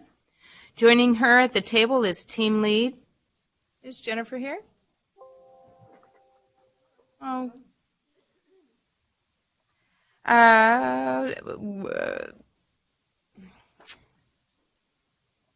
Joining her at the table are institutional representatives, Pam Bianchi, Assistant Superintendent of Instructional Services and Induction Director, Dr. Jason Hodgson, Director of Professional Development, Catherine Josephson, Instructional Services Coordinator, and Barbara Wolf, Induction Coordinator. Does anyone need to recuse themselves? All right. Ms. Roby, will you begin, please? Thank you very much. The site visit for Panama Buena Vista Union School District occurred on March 4th through the 6th of this year, led by team lead Jennifer Hicks, who was open one day of this meeting and busy the other day, and we messed it up, and she's busy today. So on the last minute, she's not here, and I'm going to do a woefully inadequate job of her report, I am sure. And then we had 3 other team members. The one team member who did the induction review did all of the necessary work up till the site visit, and then had a personal emergency and could not make it at the very day before he was to travel. So the rest of the team shouldered the workload. He had done so much preparation, it was easy. They had done all of their prep work, so it was redistributed. But he is listed in the report because he did a fine job in doing as much as he could until he got to the actual site visit. The team, I started meeting with them at the year-out visit, and it was very clear from the get-go that this was a special place. So if you would bear with me, since I don't have a report, I wanted to read to you the first 2 paragraphs, and they're short, of the institutional summary. The Panama Buena Vista USD induction program is a driving force in the success and positive culture in the district. Recruiting, developing, and retaining high-quality teachers for the benefit of students is a top priority for the district and all stakeholders interviewed, from the superintendent to mentors to candidates. They described a vision of putting the well-trained, highly qualified teacher in front of students every day. The induction program has established a foundation of teacher practice that transcends the work of a beginning teacher. Program leaders shared that beginning next year, every teacher in the district will complete an ILP using the CSDP and will select individualized professional development aligned with their goals. This theme carried out through everyone who was interviewed at the site visit. All of their documentation shows how integral this program is to the district, to the vision as well. When we sat down at the very first meeting a year out, the superintendent was there for the entire meeting, as well as the 2 ladies who are very much a part of the structure and the design. So we saw a lot of importance placed, as Christine said earlier, on the mentors and the work that they do. And it's a full release model. Thank you very much. And but at the same time, those I don't know if they're all ladies, I shouldn't say that. The mentors were not in any way systemically recognized and given formative feedback on their work. So that was one of the pieces that we suggested that could be made better for the next year or so. And then secondly, Moving away from the old program with fact documents has been a struggle for all of our programs across the state. And while they have made strides to that goal, there is still more to be needed. So after reading all of the documentation, talking with many, many people, the team's recommendation is for accreditation with a 7th year report put in there. If I can find it.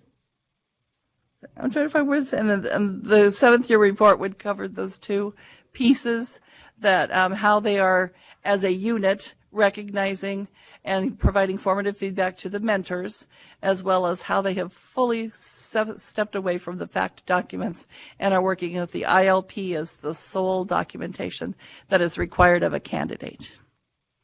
And are available for any questions. All right. Thank you, Ms. Roby. I'd like to provide the institution with an opportunity to share your thoughts and about the report. I'll remind you this is not a time to argue the findings of the report, but to shed a little bit of light for the COA about your visit and their findings. Good morning. I'd like to thank the Commission for the opportunity to be here today, and to also thank Gabe for all of her guidance during the process. I'd like to thank the team I have here with me. Barbara and I have been with the program in our district since 2004, so we've seen a lot of changes, a lot of growth and opportunity for development over the years. Barbara is retiring this year, and so we're passing the torch to Kathy Josephson, who's already been working with her over the past year through this review process, and we congratulate her. And Dr. Jason Hodgson is our Director of Professional Development, which is very integrated with our program. I also want to thank Jennifer Hicks and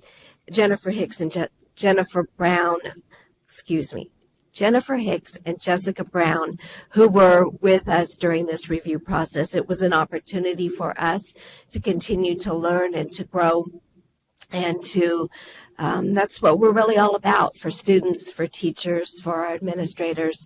It's really a learning organization.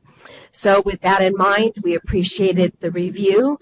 As Gay said, we're a program in transition, as many others are, and this gave us an opportunity to strengthen the experience that our candidates have through this induction program. The areas that were mentioned, we have been working on both of those. That's part of our process, and you'll notice through the report lots of mention of shifts in place. So those are areas that we've been working on, and this review afforded us the opportunity to have specific guidance, which gives us the information we need to take those next steps on recognizing our mentors and having a systemic process for providing formative feedback.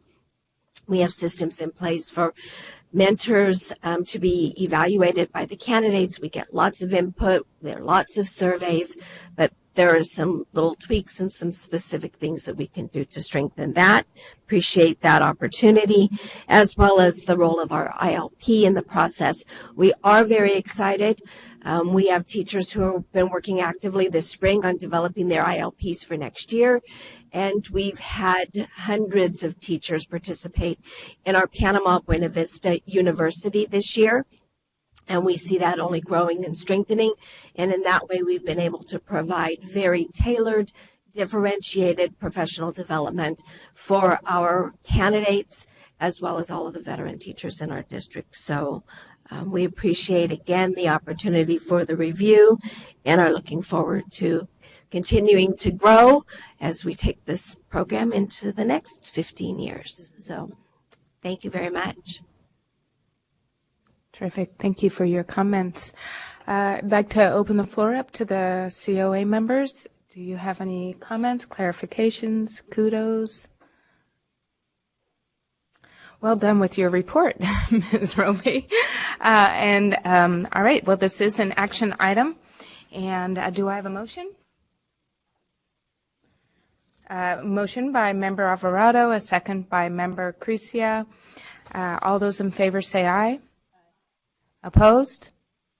Motion carries, and congratulations. Thank you. Thank you very much. Thank you for coming.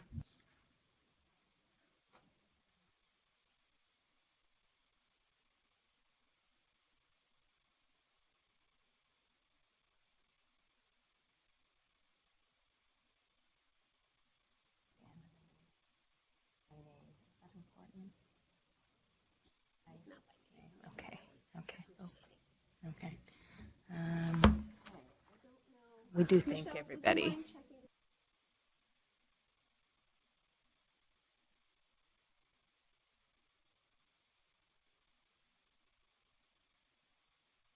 Little technology moment.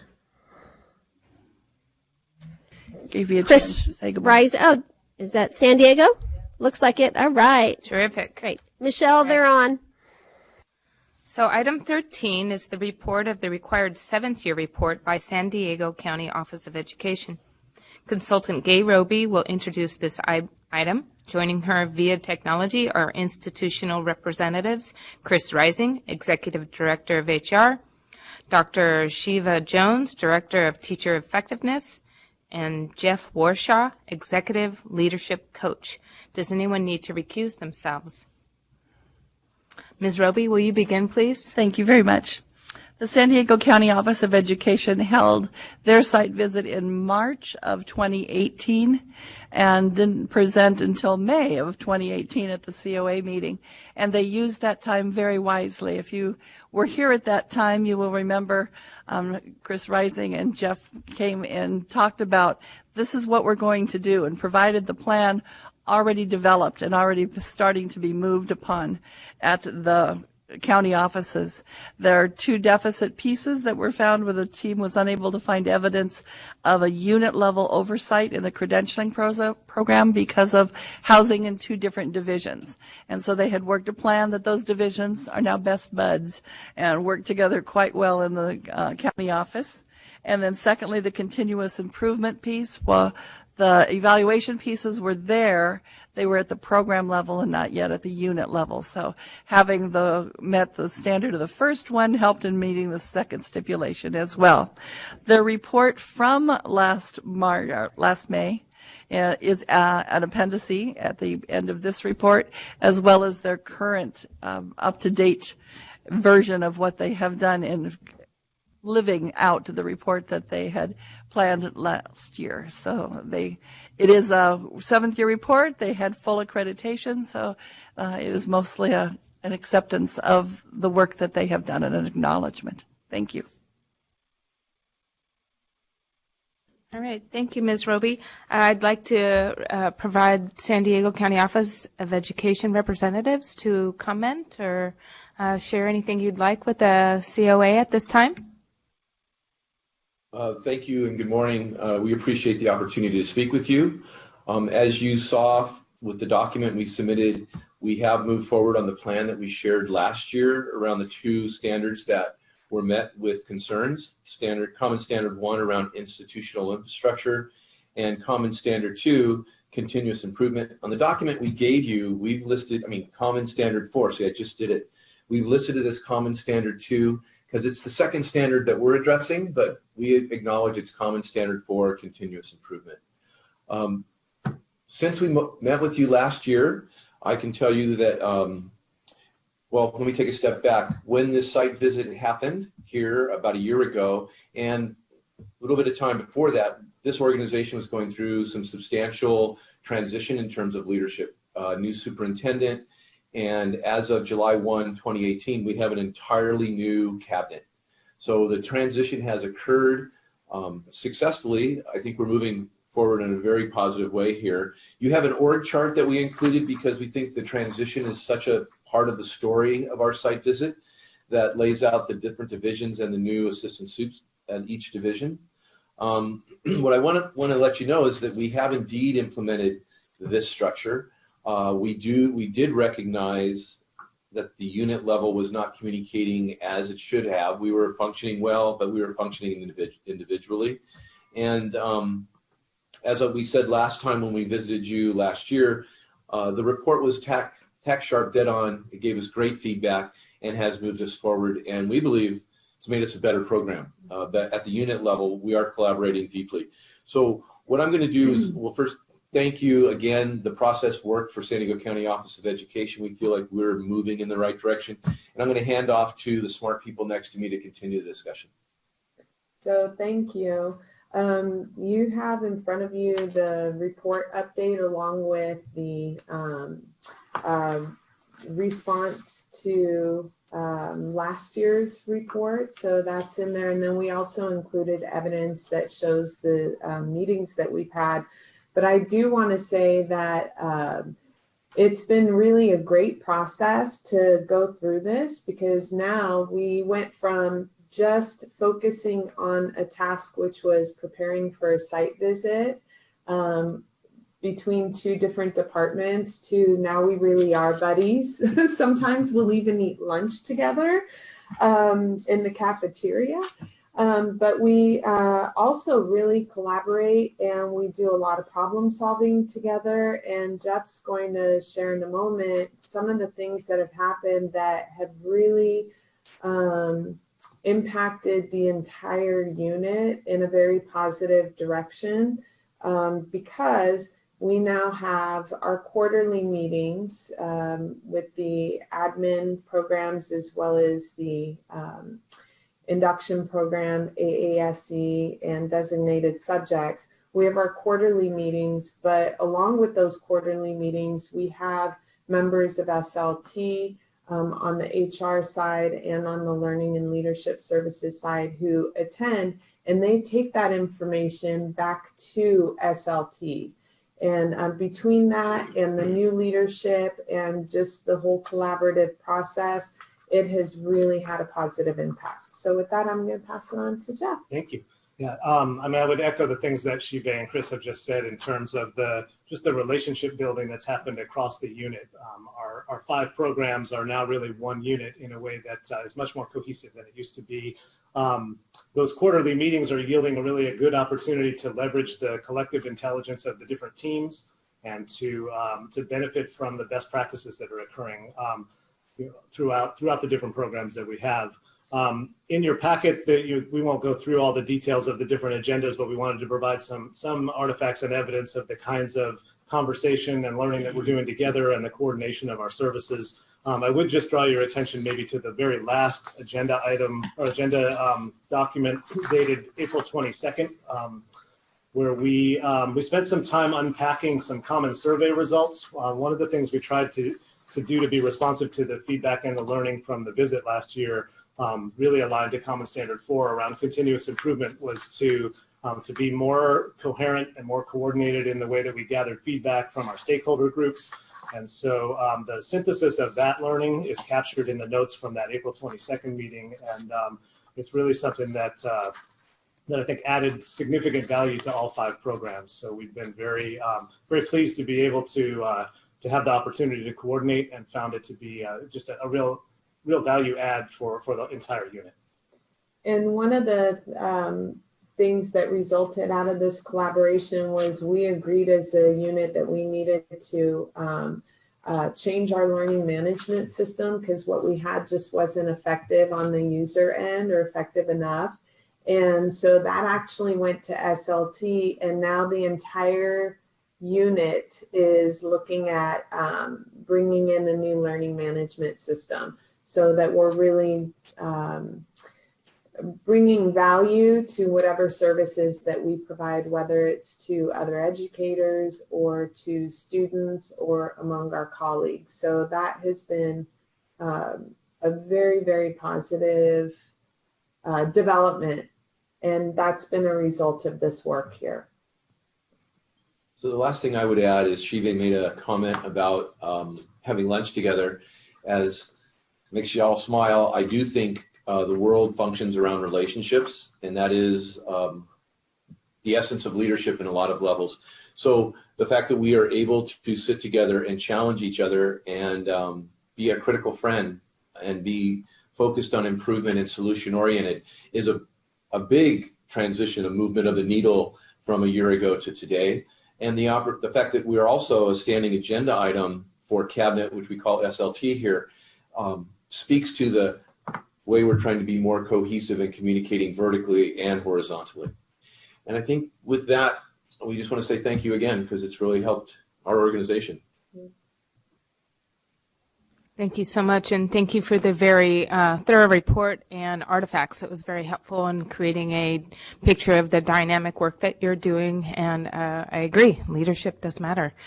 I'd like to open the floor to the COA to comment or ask questions. Member Briggs and then Member Chakowski. I just want to congratulate you and say how impressed I am, not only by what you submitted, but the way you just all three talked. And you've clearly owned this. And it's not easy to bring different divisions together. We've all struggled with that. So congratulations. And also thank you for the nice visual of your meetings on that chart. I just love the simplicity of it and plan to copy it. Yeah. Hi, guys. San Diego. Yay. I wanted to echo Iris's comments about the utility of your artifacts. You know, that's one of the benefits of this whole process is that programs like mine and anybody else who's checking the notes or tuning in with us can see evidence of how you've tackled this large challenge of getting these otherwise siloed initiatives to articulate with one another. So, I mean, I've learned a lot from all of, everything that goes on at the county, particularly Chive and induction up there, about crossing over and articulating and making shared vision and mission at the heart of all these articulation efforts. And so I appreciate the example that you set that the rest of us can riff off of. Thank you. Member Alvarado. I'd like to congratulate the San Diego County Office of Ed in that you guys are absolute proof and role models in terms of how the system is supposed to work. That is, you received honest feedback, you knew that there were some things that needed to be improved, and you earnestly worked towards it, not making excuses, but putting the nose to the grindstone and getting it done, and I congratulate you for that. Thank you for your comments. This is an information action item, so no action is necessary. We would just like to send you on your way and say congratulations, and we can't wait for you to come back and share the good work in the coming years. Have a great day. Thank you, Ms. Roby.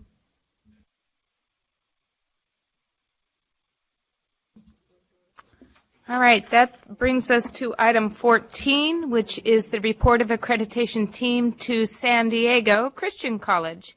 Consultant Lynette Roby will present this item. Joining her at the table is institutional representative Dr. Lori Agu, Dean, Non-Traditional and Graduate Studies Acting Chair, Education Department. And joining by technology, institutional representative Johnny Esposito, Director of TCP MAP Programs, TCP Credential Analyst and Placement Coordinator. People with a lot of titles. And Team Lead Donna Elder. Does anyone need to recuse themselves? All right, Ms. Roby, will you begin, please? Thank you. Thank you. It's my pleasure to introduce to you the San Diego Christian College Site Visit Report. The site visit was held March 4th through March 6th. The site visit team included the team lead, Donna Elder, who is on Zoom with us, and two others, Joan Van Boxtel and Madeline Mejia. Additionally, we have Lori Agu, Chair of the Education Department and Dean of Non-Traditional and Graduate Studies with us, and again on Zoom, you've already mentioned Janai. I would first like to thank the institution for hosting the visit and for their welcoming hospitality. And we had wonderful weather, except for one day when it just poured rain, but luckily we were inside. I'd like to also note the wonderful work of the site visit team and Donna's amazing work as the team lead. The visit proceeded without any unusual circumstances. The team arrived on Monday morning, and following a brief team meeting, they began their interviews, which lasted that afternoon and the following day. Interviews ended on Tuesday, and the report out was on Wednesday morning. With that, I'm going to turn it over to Donna, who will provide you with some of the details of the report. Good morning, everyone. I'm so glad to be able to join you via Zoom this morning. We had a very wonderful team, Dr. Van Boxel and Dr. Mejia. We did one program which is the multiple and single subject, which is offered at San Diego Christian. And we had a very wonderful visit that was orchestrated by Dean Agu and her team.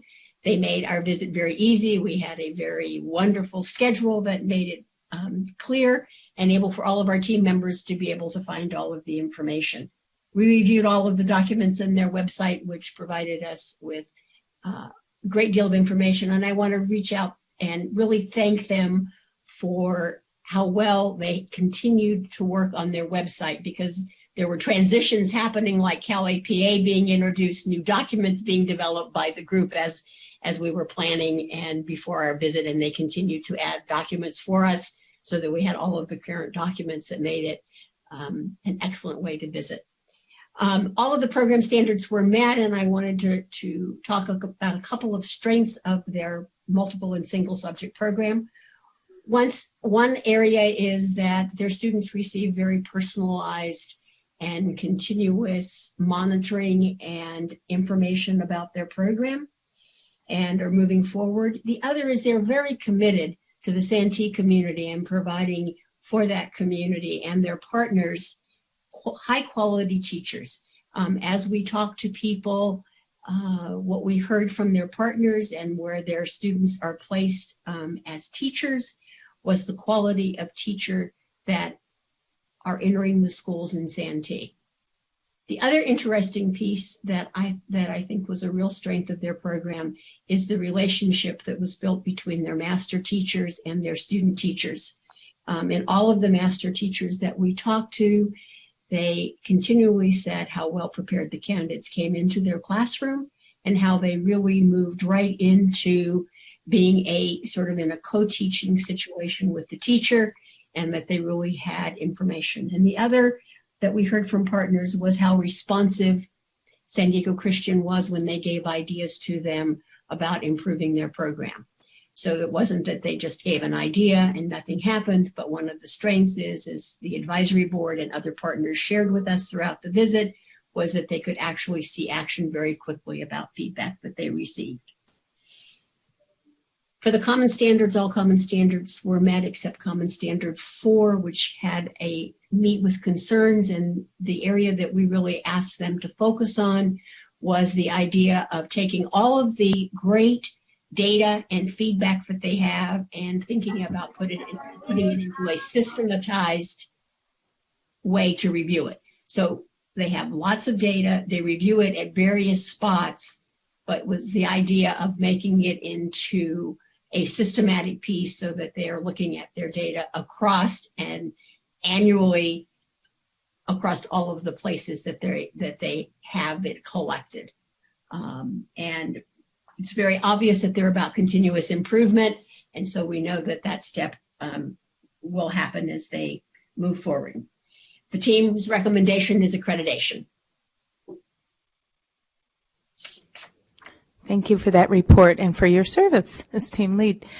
I'd like to provide an opportunity for the institutional representatives to comment on the finding of the report and the team.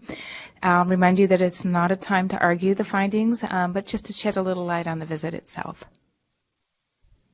Thanks. It's my pleasure to be here and represent San Diego Christian. Thank you, Janai, for joining me. And Donna, I am just saying this at the very beginning. Here's your evidence. I took all of your comments and I've put them to heart, and I can't claim all of this. Janai had it, but we have this beautiful, colorful chart that now systematizes all of what we do, and this is our plan for faculty development this summer. And so I just wanted to thank you, Donna, for all your work. I also want to thank Lynette. She was an amazing opportunity, or took her time to just really walk us through this. But I also want to affirm the BIR. I was new to this a couple years ago, and as an acting dean, I came out of the K-12 world, so I kind of got that part, but this whole system. And so I just jumped in full bore, and the BIR was my training ground, and I want to thank you for that. It works. And so that's how we kind of orchestrated our whole visit, was around that. So I wanted to affirm that as well today. And then ultimately, thank you for all that you do. We're making a difference in the state of California, and there's a lot to be done out there, and that continuous improvement will just continue to do it. So thank you very much. Terrific. Thank you for your comments. Much appreciated. I agree with the BIR being really a strong component of our accreditation system and how it informs what we do in moving forward. I'd like to provide the rest of the COA an opportunity to ask questions or make comments at this time. Well, when the room is quiet, that's good news. It means that the report was well done and you responded accordingly. This is an action item. Do I have a motion to accept the report and the findings of the team? Motion by Member Borges, second by Member Riggs. All those in favor say aye. Opposed? Motion carries, and congratulations. Thank you very much. All right. Thank you. Thank you. All right, that takes us to item 15, which is the report of the accreditation team to Saddleback Valley Unified School District. Consultant Lynette Roby may not leave the room because she needs to sit down and introduce this item. I'm just teasing you. Joining her at the table is Institutional Representative Michael Gomez, Director of New Teacher Induction, and Team Lead Melissa Beatty? Does anyone need to recuse themselves? Terrific. Ms. Roby, will you begin, please? Thank you. So you have before you the accreditation site visit report for Saddleback Valley Unified School District. This site visit occurred April 1st through April 3rd, and the team was comprised of Melissa Beatty, who is the team lead and did a wonderful job. We also had Catherine Fong and Jamie Biza on the team. Additionally, of course, we have with us the director of Saddleback Valley Unified School District, Michael Gomez. And I would like to thank Michael and his district for hosting the visit and for taking care of the team and all of the related logistics. I'd also like to recognize the team lead, who's Melissa, who oversaw the team and worked with them through all of the interviews and during the deliberations. In the meeting, I saw her sitting next to team members and working very diligently on the report. This visit proceeded actually without any unusual circumstances. The team arrived the morning of Monday, April 1st, and all of the interviews were conducted during that Monday and the following Tuesday. At this point, I'm going to turn it over to Melissa, who will present to you the findings and the recommendation. On behalf of our team, I'd like to thank the Commission and Lynette for the opportunity to engage in the standards review process and for all the support we received along the way. We believe this process has supported the new leadership of Saddleback Valley Unified Induction Program in deepening their understanding of the program and of the common standards. It is the intention of the team that our visit supports Saddleback Valley in moving forward as they finalize their transition to those new standards. Throughout the process, we saw the teams in the program's strengths. First off, it was highly evident that throughout the review process, Saddleback Valley Unified takes great pride in the level of support they provide to their candidates and to their mentors. There was a high level of commitment to the program from the superintendent, the assistant superintendent, site principals, program leadership, to the mentors and candidates to support the students in the district. Second, it was also evident that throughout our visit, the candidates were fully supported by their mentor and by the program because of the strong mentoring design. Candidates overwhelmingly expressed that they value the positive, supportive relationship with their mentors. And third, the program has a strong focus on the individualized learning through the ILP process under the new program standards. I also want to note that the program transitioned to the new standards while also incurring major change in district leadership at the start of the school year. The interviews and the program review shed light that this was really more responsive to the teachers' needs. What happened was they went from one single program coordinator to a team-based model with an induction administrator and 4 induction specialists, and this led to a much more responsiveness from the program to the candidates who Saddleback's a very large district. With that said, the overall recommendation of the team is accreditation with stipulations. Program Standards 1, 3, and 5 were met, and Common Standards 1, 2, 4, and 5 were met. Program Standards 2 and 4 and Common Standards 3 were met with concerns. In addressing the standards that were less than fully met, the team identified the following evidence that contributed to this determination and summarizes the findings as follows. Number 1, the current program currently requires additional documentation and specific professional development training outside of and in addition to the ILP. At the time of the review, candidates were required to complete a total of 24 hours of professional development as generalists and 30 hours as ed specialists. The team recommended the program eliminate all required professional development and extraneous documentation from the program that does not directly reflect the needs of the candidate and the candidate's growth through the ILP process. I do want to note that during the site visit, the program administrator Michael conferred with the advisory board, and upon their advisement, they did remove that 24 to 30 hours effective immediately while we were present at the site visit. So there was some extreme responsiveness and real desire to, completely align, being that they had just started, again, leading the program. So, and secondly, though there was general knowledge of what each person considers to be an effective mentor, from principals to program leadership, even the superintendent, the current system lacks a clearly defined formal process for identifying, selecting, and verifying support providers as articulated in Program Standard 4. So the team recommends that the program develop and implement a clearly defined formal process for identifying, selecting, verifying support providers to be put in place. In closing, throughout the review process, the team experienced the district and program's leadership's commitment to fully aligning their program to the standards. The team recognizes that Saddleback Valley Unified has a strong commitment to providing a highly effective induction program with a robust mentoring system. Thank you. Thank you for your service as the team lead and for your report. I'd like to provide the institutional representative, Mr. Gomez, to comment on the report and the site visit. This is not a time to, however, argue the findings. Absolutely. All right, now that I'm back online, I really want to thank the commission and the team, Lynette, Melissa. This process that we went through as a district was great for helping us to refine our program. My team and myself took leadership of the program this year, and it really helped us to be very reflective. And so I'm very grateful for the process. Immediately with the response or the report that the team had given us, we already started acting, and we have put into place that we will be using effective our new school year is a very robust, very systematic process for not only identifying but establishing the criteria that meets the standards for each of our mentors, as well as a system of notification that formalizes that. We did a lot of informal communication, but to formalize that and kind of cement that in that process. The other thing that we are doing, our team is working with, and we're preparing for our induction advisory board, is kind of revising our ILP so that we take out those elements, the extraneous elements that just really we didn't need to have, that were kind of remnants of the old program that shouldn't have made its way in but did, but we are in the process of eliminating that. So we appreciate the opportunity, one, to go through the review process and then strengthen our program. So we thank you for that.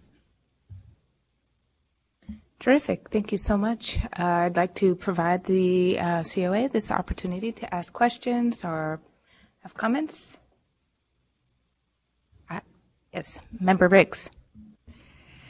I was interested to see the comment about how many of the teachers said they love their mentor, and love that idea, but also wanted to throw out this idea as you think about how you select your mentors and then also how you get feedback from the candidates about their mentors, because I feel like there's this real opportunity in induction to get more nuanced about the way we approach the training of mentors. And so as an example, what I've noticed in my own work in induction is that initially it seems like people are focused on helping. As a mentor, I want to help my new teacher, and I'm nurturing and I want to tell them everything that they should do because I'm the veteran. But over time, we develop so that it becomes more of providing productive challenge to the new teacher. So if we're in that kind of relationship, it isn't always that I love my mentor, because sometimes there's an uncomfortable feeling when I'm being challenged by something. So I'm hopeful that you can tie together both ends, the selection process, but also the feedback you get from your candidates. Absolutely. That is definitely a goal. Yes. Yeah, related to what my colleague has just said, I also work in induction, and one of the things that we're constantly kind of challenged with is how to encourage growth among all the participants in our program. You know, growth among mentors, growth among candidates, so that regardless of whether you've been teaching for 29 years or 6 months, you're still going to make progress. And so one of the things we talk a lot about is how are you going to document that growth? How are you going to know that growth has occurred?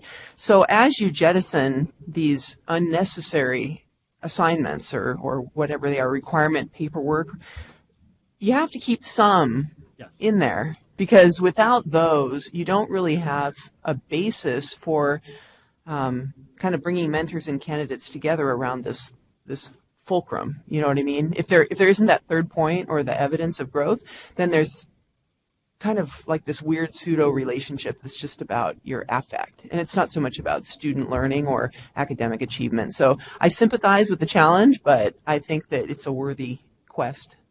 Absolutely. Thank you. I had a question about the start of the program in October as opposed to August when the teacher is hired. That's a pretty late start date. Right. So we, for instance, this year we started August 23rd. So we matched all candidates within that first 30 days, which would take us to about September 23rd. And then we had our first induction meeting on October 1st, because just deadlines and the way they fell in our calendar system, that's when we could bring everybody together at that point in the district. So we did the matching and pairing within the 30 days, but the first official orientation kickoff meeting, this is induction, happened on October 1st. Perfect. Thank you. And just out of curiosity, you had 26 completers last year and 77 in the program this year. Big jump in numbers. We had a lot of retirements last year, and just some of the new positions that were opening. We were in a declining enrollment district, but we had retirements in such key spots that we continue to grow in, and a lot of those positions were new teachers. So in fact, our program has 52 new first-year teachers in our program, and that's the largest it's ever been. In year 2, we have 25. So this program has never been this big. It's always been right around 30, maybe 35-ish or so. It exploded this year, and we anticipate possibly that continuing with additional retirements for this school year. The position of Director of New Teacher Induction, is that a new position? I'm actually a shared position, so I am the induction administrator, but I'm also a full-time elementary principal, so I wear both hats in the district right now. Yeah, that was my thought. I'm like... But I got to say, the strength of our program truly is the 4 induction specialists that are watching online right now. Without them, the 5 of us really divide and conquer. We use technology like this all the time because we're at 5 different school sites. We converge on the district, for our district meetings and those kind of things. But we use technology so that I can have the same conversation I would have here with Melissa that we do with the entire team. And if it wasn't for the 5 of us, actually you guys helped call us the Fab Five. The Fab Five, the team that we have, and the support that we get from our leadership, the assistant superintendent, to just run with this program and do what we need to do to support new teachers so that they're successful teachers in Saddleback Valley is phenomenal. And that just helps solidify our system of this program. That's really wonderful. I do think that sounds like a great team that anybody would want to be a part of. To be able to be a principal and get the support from your assistant and soup. That's amazing. That's terrific. Absolutely. Fun. Good stuff. All right. Any other comments or questions? Want some clarification? Member Riggs? So I'm understanding that you're an elementary principal. Correct. And you have new teachers. Yes. And what is your role in the relationship or the performance of those new teachers as evidenced within induction? Just to clarify that.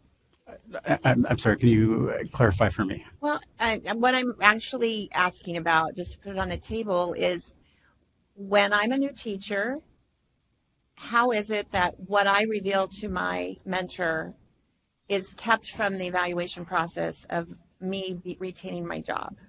I see what you're saying. Thank you for clarifying. So we do keep, as much as possible, that evaluation piece outside of any conversation that we have in induction. And that's one of the expectations that we set when we meet and do orientation with our mentors. And even we'll tell our candidates too, what happens in induction kind of stays in induction, because we need it to be a safe relationship where you can say, gosh, I'm really struggling, without that person running, hey, principal, this one says she's struggling, or this one says he's struggling. So we make that kind of an expectation for all of us. And even in my role, I say, I'm not part of your evaluations or anything like that, or any of our induction team. That's not our part. It's where do you need the support, and how can we help you grow? And we continuously say the entire goal of the entire induction program is to show growth. And if you started at this point as a teacher and you're even 2 steps higher than that, that shows growth. And that's what the entire program is meant for. It's not meant to be, I'm going to get you in trouble with your principal, your administrator, whatever. That's not what we're about. We're about you being able to get support and then show growth.